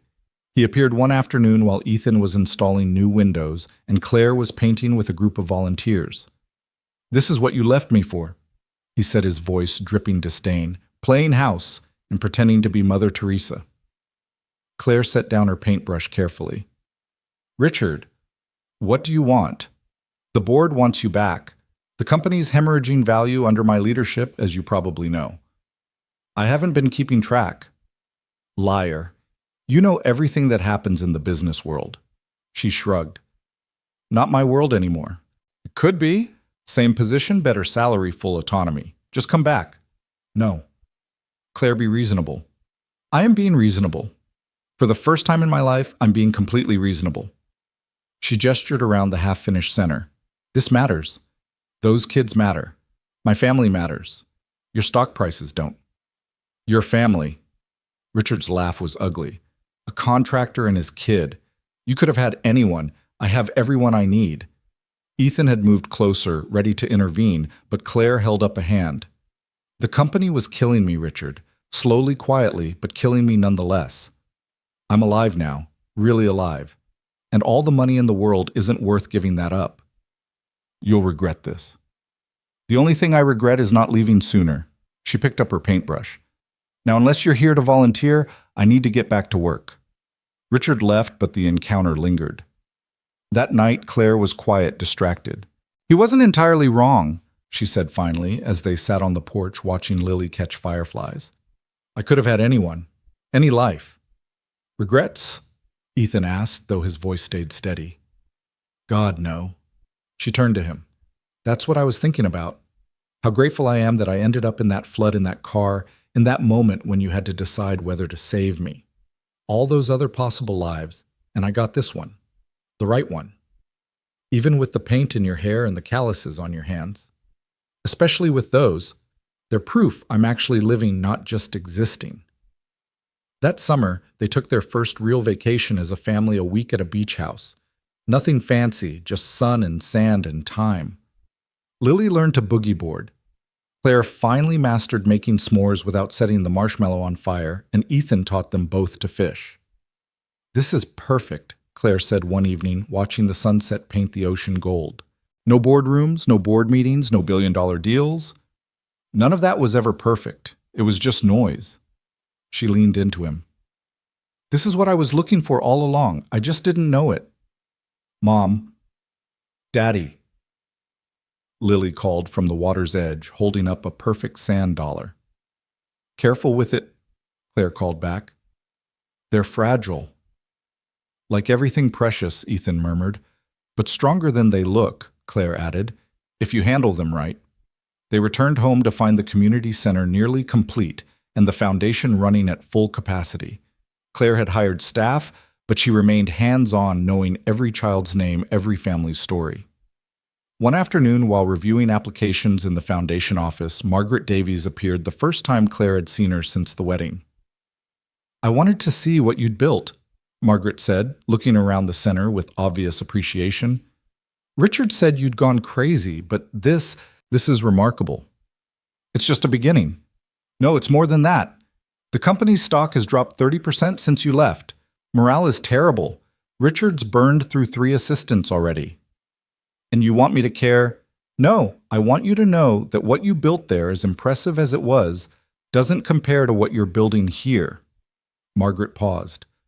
"I also wanted to tell you that I'm retiring. 40 years of corporate life is enough." "What will you do?" Margaret smiled. "I was hoping you might have a place for someone with experience in organization and management. The foundation, I mean. I'd like to help if you'll have me." Claire hugged her, surprising them both. "I'd love that. We'd love that." And so their circle expanded. Margaret brought her considerable skills to the foundation, helping it grow beyond even Claire's ambitious visions. Tom and Marcus from Ethan's crew started a vocational training program for older kids. Jessica, the young mother from the storm, began coordinating the single-parent support group. "We're building something special," Ethan said one night, looking over the center's monthly report. "Hundreds of families serve dozens of success stories." "We are," Claire agreed. Then more quietly, "I want to build something else, too." He looked up from the papers. "Another center. A baby." The words hung in the air between them. They danced around the subject since Lily's comment about being a big sister, but neither had brought it up directly. "You want to have a baby. I want to have your baby. Our baby. A little piece of you and me growing up with Lily in this house we've made a home." "Claire, I know it's complicated. I know we haven't been married long, but Ethan, I'm 36. If we're going to do this—" He kissed her, stopping the nervous flow of words. "Yes. Yes. Yes to a baby. Yes to expanding our family. Yes to whatever comes next as long as we face it together." She was crying and laughing simultaneously. "Really? Lily will be thrilled. She's been leaving not-so-subtle hints. Yesterday she asked if babies come from Amazon because you can get everything else there. What did you tell her? That some things can't be bought, only made with love. That's beautiful. That's also when she asked if we had enough love to make a baby, and I told her we had enough love to make a dozen babies. A dozen might be ambitious. Let's start with one and see how it goes." They told Lily the next morning over breakfast proper pancakes that Ethan made, while Claire managed not to burn the bacon. "We want to talk to you about something important," Ethan began. "You're having a baby," Lily said matter-of-factly, not looking up from her coloring. "How did you—" "You've been acting weird and happy. Plus, Mom's been looking at baby stuff on her computer when she thinks I'm not watching." Claire laughed. "Nothing gets past you, does it?" "Nope. So when do I get to be a big sister?" "Well, we have to make the baby first," Ethan said carefully. "So get started," Lily said with a dramatic sigh. "I'm not getting any younger." The adults dissolved into laughter, but Lily's pragmatic acceptance was exactly what they needed. The journey toward expanding their family began with hope and determination, though the path would prove more challenging than anticipated.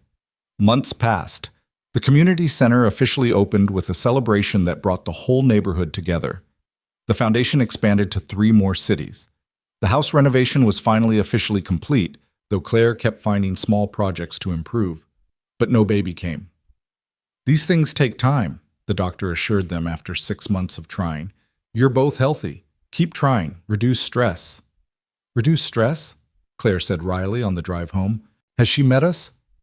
"We're not stressed," Ethan protested. "You're rebuilding half the neighborhood. I'm running a foundation. We're raising Lily." "Okay, we're a little stressed, but it was more than stress." After a year, they started fertility treatments. Claire approached it like she'd once approached business deals, researching everything, optimizing everything, controlling what could be controlled. "You can't manage your way to a baby," Ethan said gently one night, finding her surrounded by fertility books and charts. "I managed my way to a billion-dollar company. This is different." "I know." She closed the books, defeated. I want this so much. For us, for Lily. I want to give you another child. You've already given me everything. If it happens, wonderful. If not, we're still complete." But Claire couldn't let it go. The treatments intensified hope, rising and falling with each cycle. Lily, perceptive as always, noticed the strain. "If you can't make a baby, we could get one that needs a home," she suggested one day. "Like how you needed a home after the flood, Mom." Claire and Ethan exchanged glances. Adoption. They'd discussed it briefly, but hadn't seriously considered it. "Would you be okay with that?" Claire asked. "A baby that didn't grow in my tummy but came to us another way." "Love makes a family, not tummies," Lily said with 7-year-old wisdom. "You taught me that." That night, they talked seriously about adoption for the first time. "There are so many children who need families," Claire said. "We see it every day at the foundation." "It wouldn't be a consolation prize?" Ethan asked. "Not since we can't have our own." "No. It would be choosing to love a child who needs us, like you chose to love me when I needed you." The decision once made felt right in a way the fertility treatments never had. They began the adoption process, which was its own kind of challenge: home studies, interviews, endless paperwork. "It's harder than the Singapore acquisition," Claire muttered one night, surrounded by forms. "But worth it," Ethan reminded her. "Worth everything." 6 months into the adoption process, they got the call. A birth mother had chosen them. A teenage girl named Amy, alone and scared, had read their profile, and something had clicked. They met her at a coffee shop near the hospital. She was 17, pretty in a fragile way, with eyes that had seen too much. "Tell me about your family," Amy said without preamble. So they did. Claire talked about the flood, the rescue, the unexpected love that bloomed from disaster. Ethan described their home, the foundation, the life they'd built. Lily, who'd insisted on coming, told Amy about her tower room and the koi pond and how she'd teach the baby everything about being happy. "You are rich," Amy asked Claire. "I still am financially, but now I'm rich in ways that matter more. And you really want this baby." "It's not just charity. We want this baby like flowers want rain," Lily said seriously. "That's what Daddy says about wanting things really bad." Amy smiled for the first time. "I want to finish school, become a teacher. I can't do that with a baby, but I want the baby to have everything I can't give." "We can help with school too," Claire offered. "The foundation has programs." "No." Amy was firm. "I don't want to owe you. I just want to know the baby will be loved." "More than loved," Ethan said. "Treasured." Amy chose them. The next 2 months passed in a blur of preparation. They converted the nursery Claire had stood in that first day at the house, painting it soft yellow, filling it with carefully chosen furniture and toys. "You're nesting," Ethan teased, finding Claire rearranging the nursery for the 5th time. "I'm preparing. There's a difference." "You've alphabetized the baby books." "They needed organization." He pulled her into his arms. "The baby won't care if the books are alphabetized." "But I care. I need to do something. I feel so helpless." "You're not helpless. You're waiting. We're waiting. Together." The call came at 3 a.m. on a Tuesday. Amy was in labor. They drove to the hospital in the pre-dawn darkness. Lily asleep in the back seat, wrapped in her favorite blanket. "This is it," Claire whispered, her hand tight in Ethan's. This is it, he agreed. The baby, a boy, was born at 7:23 a.m., perfect and healthy, with a shock of dark hair and unfocused eyes that would later turn brown. Amy held him first, crying quietly, then handed him to Claire. His name is Nathan, Amy said, if that's okay, after my grandfather. Nathan? Claire repeated, tears streaming down her face. It's perfect. Nathan Cole, Ethan said, his voice thick with emotion. Lily, who'd been uncharacteristically quiet, stepped forward. Hi, Nathan. I'm your big sister. I'm going to teach you everything. Amy signed the papers 2 days later, tears but no regrets in her eyes. Take care of him, she said simply. With our lives, Claire promised. They brought Nathan home on a Thursday afternoon, the house feeling somehow more complete with his presence. That first night, as Claire rocked him in the nursery while Ethan and Lily looked on, she thought about the strange path that had brought them here. No flood, no us, she murmured to the baby. No rescue, no family. Sometimes the worst things lead to the best things. Mom, Lily said from the doorway. Can I hold him? Claire carefully transferred Nathan to his big sister's arms, Ethan supporting them both. Lily looked down at her brother with wonder. He's so small.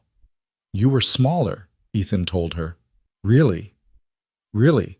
And look how perfectly you turned out. We're a real family now, Lily said. Complete. We were always real, Claire corrected gently. But yes, now we're complete. That night, after both children were asleep, Claire and Ethan stood in their bedroom looking out at the grounds where this journey had begun. Any regrets? He asked. Only one, she said. His eyebrows rose in concern. I wish I'd driven into that flood sooner. Think of all the time we could have had. He laughed, pulling her close. We have all the time in the world now. A lifetime. At least. Maybe 2 if we're lucky. I already feel lucky. Luckier than any person has a right to be. Not lucky, Ethan corrected. Choice. We chose this. Every day we choose this. And I'd choose it again. Every time. Nathan stirred in the nursery, his cry carrying through the baby monitor. They went together as they did everything now together. In the soft light of the nursery, with their son in Claire's arms and their daughter asleep down the hall, they were exactly where they belonged. The storm that had brought them together was long past, but its gifts remained: a love born from rescue, a family built from choice, a life constructed from broken pieces made beautiful. The house stood strong around them, restored and renewed shelter from all storms, testament to the power of transformation. Thank you, Claire whispered to Ethan as Nathan settled back to sleep. For what? For jumping into the flood, for pulling me out, for showing me what life could be. Thank you for being worth saving. Everyone's worth saving. But not everyone saves you back. They stood there in the nursery of their restored home, their chosen children sleeping peacefully, their unexpected love solid as the foundation beneath their feet. Outside, the world went on with its storms and floods, its disasters and miracles. But inside, in the shelter they'd built from catastrophe and courage, they had everything they needed. Nathan's first year passed in a blur of sleepless nights and small miracles. He took his first steps in the restored ballroom, chasing after Lily, who encouraged him with infinite patience. His first word was Dada, though Claire swore he'd been trying to say Mama for weeks before. The house that had once echoed with emptiness now rang with baby laughter and the constant motion of a growing family. It was during Nathan's first birthday party, a modest affair compared to Lily's elaborate celebrations, that Richard Blackstone made his final appearance in their lives. He arrived uninvited, looking haggard, older than his years. I'm not here to cause trouble, he said when Ethan met him at the door, ready to turn him away. I need to talk to Claire. Please. Claire found them on the porch, Richard looking distinctly out of place among the balloon decorations and children's laughter drifting from inside. The company's gone, Richard said without preamble. Chapter 11. The board's being investigated for fraud, nothing that traces back to your time, thank God. But it's over. Claire felt something she hadn't expected: sadness. Not for Richard, but for what the company had once represented. her youth, her ambition, her desperate need to prove herself. "I'm sorry," she said, meaning it. "Are you... You walked away at the perfect time, almost like you knew." "I didn't know. I just knew I couldn't be that person anymore." Richard looked through the window where Ethan was helping Nathan smash his first birthday cake while Lily documented everything with Claire's phone. "You really love them," he said, wonder in his voice. "With everything I have. I've been married 4 times, never felt what I see on your face right now." He straightened his expensive suit, preparing to leave. "The investigators will probably contact you about the company's practices in the last year. I'll tell them the truth, that I wasn't involved after I left. That's all I can ask." He paused at the steps. "You saved yourself, Claire. I used to think you were weak for leaving. Now I realize you were the only one strong enough to get out." After he left, Claire returned to the party, scooping Nathan up despite his cake-covered hands. He patted her face with sticky fingers, babbling happily. "Everything okay?" Ethan asked quietly. "Everything's perfect," she said, and meant it. The investigation that followed was thorough but brief for Claire. She'd kept meticulous records, and her departure had been clean. Margaret, who'd become indispensable at the foundation, helped navigate the legal requirements. Within 6 months, it was over. The company Claire had built was dissolved, its assets sold off, its legacy reduced to a cautionary tale in business journals. "Do you miss it?" Ethan asked one evening as they watched the news coverage of the final auction. "I miss who I thought I was when I ran it. The confidence, the power. But that was never real confidence. Real confidence is Nathan taking his first steps. It's Lily reading at 3 grades above her level. It's you trusting me to help with the contractor business, even though I still can't properly use a level. You're getting better with the level. Liar." But she smiled, leaning into him. "I'm exactly where I belong." The foundation, meanwhile, flourished. They opened centers in 6 more cities, each one a beacon for families in crisis. Claire insisted on visiting each one personally, bringing the children when possible. Lily had become an unofficial ambassador, telling her story to donors, explaining how a flood had brought her family together. It was at one such event, a fundraiser in Chicago, that Claire received unexpected news. A lawyer approached her during the cocktail hour, an envelope in his hand. "Miss Donovan, excuse me, Mrs. Cole. I represent the estate of Harold Ashford." The name was vaguely familiar. An old business contact, someone from the early days of her company. "Harold passed away last month. He left something for you in his will." The envelope contained a letter and a deed. Claire read aloud to Ethan later in their hotel room while the children slept in the adjoining suite. "Dear Claire," the letter began. "You won't remember me, but 20 years ago you gave a desperate young man a chance. I'd been fired from 3 jobs, had a criminal record, and no one would hire me except you. You said everyone deserved a second chance. I've watched your journey from afar, your success, your transformation, your beautiful foundation. I have no family, no one to leave my legacy to, so I leave it to you to continue the work of giving second chances." The deed was for 100 acres in Montana, with a mansion that made their estate look modest. 100 acres, Ethan breathed. What would we even do with that? Claire was already thinking planning. A retreat. For families in the foundation program. A place to heal, to bond, to find themselves again. Like we did in our house, but for others. That's a massive undertaking. Good thing I married a contractor. They flew to Montana the next month to survey the property. It was breathtaking mountains in the distance, a lake on the grounds, the house itself, a masterpiece of log cabin architecture scaled to giant proportions. "It's like our house's bigger brother," Lily observed, making them laugh. "Can we fix it up like home?" she asked. "That's the plan," Claire said. "But this time we're going to let other families help, make it theirs too." The Montana project became a family affair. They spent summers there, Ethan leading construction crews that included families from the foundation program, teaching skills, building confidence, along with walls. Claire managed the logistics while chasing after Nathan, who seemed determined to explore every dangerous corner of the construction site. "He's going to be a contractor like his daddy," Lily declared, pulling her brother away from a pile of lumber for the 5th time. "Or a CEO like his mom," Ethan countered. "Why not both?" Claire suggested. "Build companies and buildings." It took 2 years to complete the Montana retreat. By then, Nathan was 3, talking nonstop, his favorite word being why. Lily was 11, all gangly limbs and growing wisdom, already showing signs of the remarkable woman she'd become. The retreat's opening was celebrated with families from all their foundation centers, gathering for a week of healing and hope. Claire watched children who'd lost parents playing with those who'd been orphaned, saw single mothers supporting each other, witnessed the magic of shared understanding. "You did this," Ethan said, finding her crying happy tears by the lake. "We did this. None of it exists without that night, without you jumping in." "I've been thinking about that night," he said, "about what would have happened if I'd been 30 seconds later, if I'd hesitated." "But you didn't." "No, but Claire, I almost did. For just a moment, thinking of Lily, I almost drove past." She turned to him, surprised by this revelation after all these years. "What changed your mind?" "Sarah's voice, not literally, but in my memory, telling me to be brave, telling me that saving someone else might save me too." He paused. "I think she knew. Somehow I think she knew I'd need you, that Lily would need you, and that I'd need both of you." They stood by the lake, watching their children play with others, their family having grown beyond blood to encompass everyone they'd touched. The retreat was full of laughter and healing, of second chances and new beginnings. But life as they'd learned didn't follow predictable patterns. The call came on a Tuesday afternoon.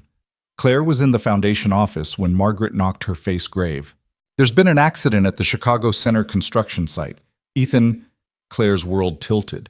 "Is he? He's alive? But Claire, it's serious. A beam fell. He's in surgery." The flight to Chicago was the longest 3 hours of Claire's life. Lily held Nathan, keeping him distracted with stories, while Claire stared out the window, praying to a God she'd never been sure she believed in until now. The doctor met them at the hospital, still in surgical scrubs. "He's stable. 3 broken ribs, a punctured lung, internal bleeding we've managed to stop. But the real concern is the spinal injury. We won't know the extent until he wakes up." "When will that be?" "Could be hours, could be days. The body needs time to heal." Claire sent Lily and Nathan to stay with Margaret at a nearby hotel, then settled into Ethan's room. He looked wrong, too, still too pale. Ethan was motion and life and strength. This stillness terrified her. "You saved me," she whispered, holding his hand. "Now it's my turn. Please, Ethan, please come back to us." She talked to him for hours. About Nathan's new obsession with dinosaurs. About Lily's first crush, a boy named Marcus who played violin. About the Foundation's expansion plans, the Montana Retreat's success, the life they'd built that needed him to be complete. On the second day, Lily insisted on visiting. "Daddy?" she said, simply climbing carefully onto the bed beside him. "Nathan needs you to teach him to fish. I need you to scare Marcus away. He's nice, but I'm too young for boys. And Mom needs you because she forgets to eat when you're not there to make her." Still nothing. On the third day, Claire was alone with him, exhausted, when she felt his hand twitch in hers. "Ethan." His eyes fluttered open, unfocused at first, then finding her face. "Claire." His voice was rough, barely there. "Don't try to talk. You're okay. You're going to be okay." Can't feel my legs." The words she'd been dreading. The doctor had warned this was possible. "It might be temporary, swelling. We don't know yet." "Claire." "No. Whatever you're going to say, no. We're going to get through this. Together. You jumped into a flood for me. I'm not leaving you now." The next weeks were the hardest of their lives. The feeling didn't return to Ethan's legs. The doctors talked about partial paralysis, wheelchairs, adaptation. Ethan withdrew into himself, pushing everyone away. "I'm not the man you married," he said one afternoon after another failed physical therapy session. "You're exactly the man I married, the one who saves people, who builds things, who loves his family. I can't build anymore. I can't even walk." "Then we'll adapt. We'll change. We'll do what we always do, make something beautiful from something broken. This isn't a house, Claire. This is my life." "Our life," she corrected firmly. "Our life, Ethan. For better or worse, remember." It was Nathan who broke through Ethan's depression. Their 3-year-old didn't understand why Daddy wouldn't play, why he sat in the strange chair, why he looked sad all the time. So Nathan did what 3-year-olds do. He climbed into Ethan's lap in the wheelchair and refused to move. "Daddy broken?" he asked. "Yeah, buddy, Daddy's broken." "We fix it. It's not that simple." "Fix it," Nathan insisted, patting Ethan's face with determined little hands. "Mommy says we fix broken things, make them beautiful." Ethan looked at Claire over their son's head, tears in his eyes. "Out of the mouths of babes," she said softly. The recovery wasn't linear or easy. There were setbacks and small victories, days of hope and nights of despair. But slowly, incrementally, Ethan began to adapt. He learned to navigate the wheelchair to modify his work approach. He couldn't climb scaffolding anymore, but he could design, plan, teach. "I want to start a training program," he announced one morning 6 months after the accident, "for kids aging out of foster care. Teach them construction skills, give them a trade." Claire kissed him thoroughly. "There's my husband. Welcome back." The program launched at the Chicago Center, with Ethan supervising from his chair, his crew of former foster kids hanging on every word. He couldn't demonstrate physically, but his knowledge, his patience, his understanding that everyone deserved a second chance, those were intact. Then came the morning that changed everything again. Claire woke to find Ethan's side of the bed empty. Not unusual, he often had trouble sleeping. But something felt different. She found him in the home gym they'd installed for his therapy. Actually standing between the parallel bars. "Ethan, I felt something last night, pins and needles in my toes. The doctor said it might happen nerve regeneration, but I didn't want to hope." He took a step. Shaky supported, but a step. Claire flew to him, catching him as his legs gave out, both of them, ending up on the mat, laughing and crying. "You're walking. You're going to walk again." "Maybe. The doctor says partial recovery is possible. I might always need a cane, might never climb scaffolding again, but you're walking." The recovery accelerated after that. Within a year, Ethan was mobile with a cane, occasionally using the wheelchair for long days. He returned to work modified, but determined his experience making him an even better teacher. "You're different," Tom observed, watching Ethan work with the foster kids. "Calmer, wiser, maybe." "Almost dying changes you," Ethan said simply. "Almost losing everything shows you what everything really is." They were in the Montana Retreat's main lodge when Claire made her announcement. The whole family was there for the summer, along with 20 families from the foundation program. "I'm pregnant." Ethan dropped his coffee mug. Lily squealed. Nathan looked confused. "But how?" The doctors said after the fertility treatments. "Sometimes miracles happen when you stop trying to force them." She took his hand, placed it on her still flat stomach. 10 weeks. I wanted to be sure before I told you." "A baby," Lily breathed now, 14 and even more perceptive. "A biological baby." "Does that bother you?" Claire asked anxiously. "Are you kidding? Nathan needs someone to boss around the way I boss him around. It's the circle of life." "I'm not bossy," Nathan protested. "You will be, trust me." Ethan pulled Claire close, mindful of the audience, but not caring. "A baby. Our baby." "All our babies are our babies," Claire corrected, including Lily and Nathan in her gaze. "This one's just taking a different path to get here." The pregnancy was considered high risk given Claire's age, 42, and their history. But she approached it with the same determination she brought to everything, modifying her foundation work but never stopping. "You should rest," Ethan fretted constantly. "I rested for the first 35 years of my life. Now I live." The baby, a girl, was born on a snowy December morning. The same hospital where Nathan had been born, the same doctor who treated Ethan after his accident. Full circle, Claire thought, holding their daughter for the first time. "She looks like you," Ethan said, awed. "Poor thing." Claire laughed through her tears. "What's her name?" Lily asked. She and Nathan peering at their new sister.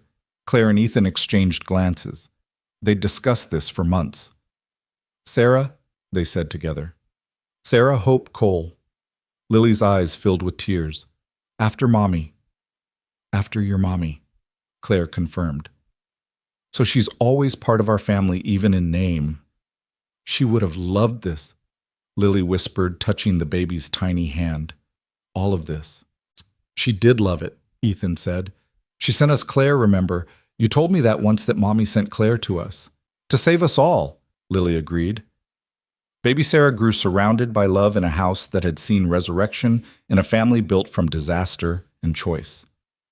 She took her first steps in the same ballroom where Nathan had said her first word, why?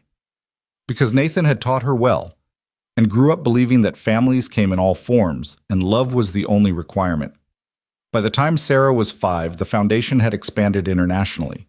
The Montana retreat hosted families year-round. Ethan's construction training program had placed hundreds of young people in good-paying jobs. The ripples of that night in the flood had spread far beyond what any of them could have imagined. It was Lily home from college for Thanksgiving who put it in perspective. They were all gathered in the library, their library, where so much of their story had unfolded when she raised her glass of cider.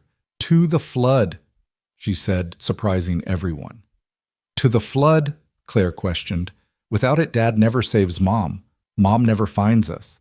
Nathan doesn't join our family. Sarah doesn't exist. The foundation never helps thousands of families. Sometimes the worst things that happen to us are actually the best things in disguise. To the flood, they echoed, understanding. That night, after the children were asleep, even Lily, who would always be one of their children, Claire and Ethan stood in their bedroom looking out at the grounds where their journey had begun so many years ago. Any regrets? She asked their old question. Only one. What? That we can't do it all over again. Experience it fresh. The rescue, the restoration, the falling in love. But we get to experience what comes next. Lily's graduation, her career probably, her wedding someday. Nathan growing up finding his path. Sarah's everything, all her firsts are still ahead. And us. Claire turned in his arms.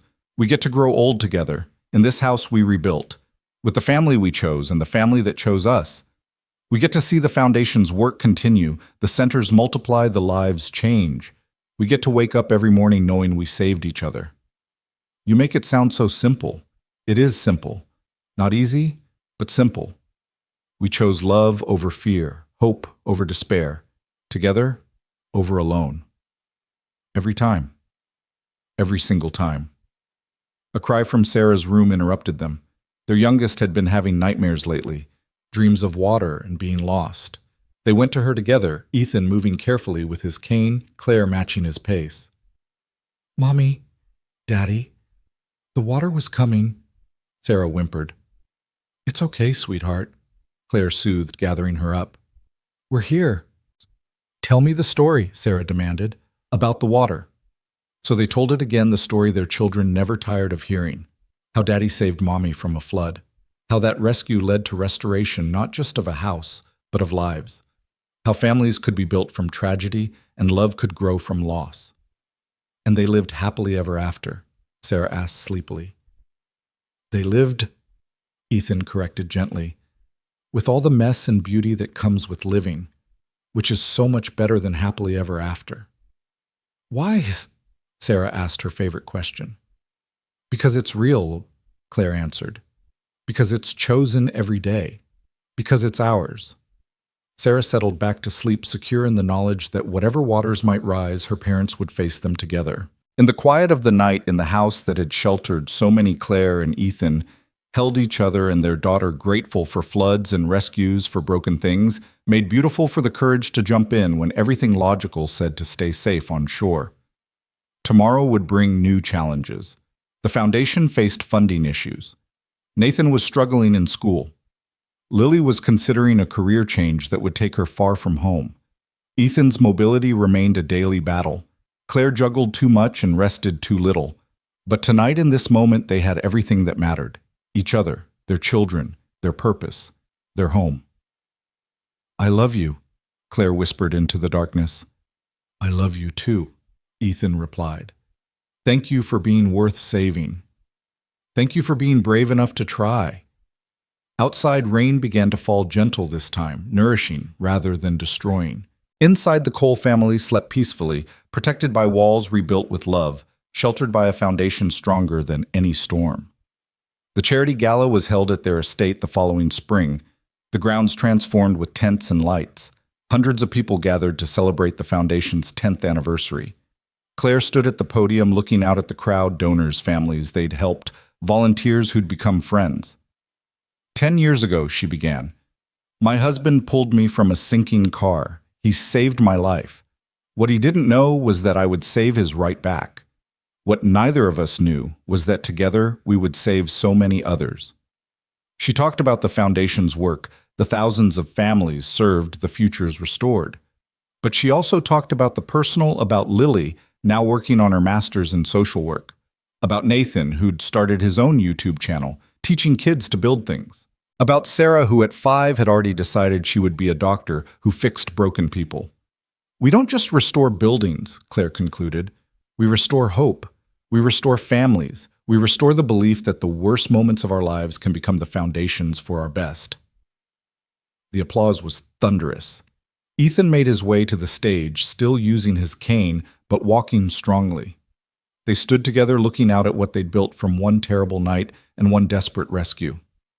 None of this would exist without you, Claire murmured. None of it would exist without us, he corrected. As the gala continued around them, they slipped away to the library, their sanctuary. The shelves were full now, not just of books, but of photo albums, children's artwork, memories layered like sediment. Remember when this room was empty? Claire asked. I remember when you were empty, Ethan said gently. Successful, but hollow. And you were broken. Functioning, but not living. Look at us now. They stood at the window watching their guests mingle in the gardens. Lily was talking animatedly with a young man who looked thoroughly smitten. Nathan was showing a group of kids how to fold origami. Sarah had escaped her babysitter and was dancing alone on the lawn, spinning in circles just for the joy of it. She's going to get dizzy and throw up, Claire observed. Probably. But look how happy she is right now. Worth the risk. Always worth the risk. As if to prove their point, Sarah did indeed spin too much and sat down hard on the grass. But instead of crying, she laughed, throwing her arms wide to embrace the sky. She's got your resilience, Ethan said. And your joy, Claire countered. Our miracle baby. They're all our miracles. Every child we help, every family we restore, every life we touch. The ripples just keep spreading. Margaret appeared in the doorway. They're asking for you both. Time for the dedication. They returned to find the crowd gathered around something covered by a tarp. Lily stood beside it, beaming. Mom, Dad, she said, her voice carrying across the lawn. The families wanted to do something for your anniversary. All of us who've been touched by your work, your love, your courage. Nathan pulled the tarp away, revealing a bronze sculpture. It depicted a man pulling a woman from stylized waves, but their faces were turned toward each other, hands clasped clearly, saving one another. The plaque at the base read, Sometimes we save each other. Always we choose each other. With gratitude to Ethan and Claire Cole, who taught us that love is the strongest foundation. Claire was crying, not caring who saw. Ethan's arms came around her solid and sure despite his challenges. We did this, he whispered. All of this from one moment of choice. The right choice, she whispered back. Every time. The crowd dispersed eventually. Families heading home, volunteers cleaning up. The Coles gathered in the kitchen, their kitchen where Claire still couldn't cook, but tried anyway, where Ethan had taught all their children to flip pancakes where life happened daily. I'm proud of us, Lily said suddenly. Our weird, beautiful, chosen family. We're not weird, Nathan protested. We're definitely weird, Sarah chimed in. But good weird. The best weird, Claire agreed. They talked late into the night, the 5 of them, about everything and nothing. About Lily's boyfriend, he's not my boyfriend, Nathan's college plans, Sarah's determination to learn violin. About the foundation's future, the centers they wanted to build, the lives yet to touch. Finally, children in bed, Ethan and Claire returned to their room. The house was quiet around them, full of sleeping dreams and settled love. Would you do it again? Claire asked. Jump into that flood. In a heartbeat. Would you drive into that storm again? If it led me to you every time. They held each other in the darkness, 2 people who'd saved each other in every way a person could be saved. Outside, the world spun on with its tragedies and triumphs, its floods and rescues. But inside in the home they'd built from ruins, in the family they'd chosen and created, in the love they renewed daily, they had found something worth every risk, every struggle, every moment of doubt. Forever, Claire asked against his chest. Forever, Ethan confirmed. And in the house that had seen so much transformation, surrounded by children they'd raised and lives they'd changed, they fell asleep knowing that some storms were actually blessings. Some floods actually baptisms, and sometimes the very worst moment of your life was actually the beginning of everything that mattered. The bronze sculpture stood in their garden, weathering seasons, watching over the estate. Visitors often stopped to read the plaque to understand the story it represented. But the real story, the story of daily choice and ordinary courage of building beauty from brokenness. That story continued with every sunrise, every challenge met together. Every child helped, every family restored.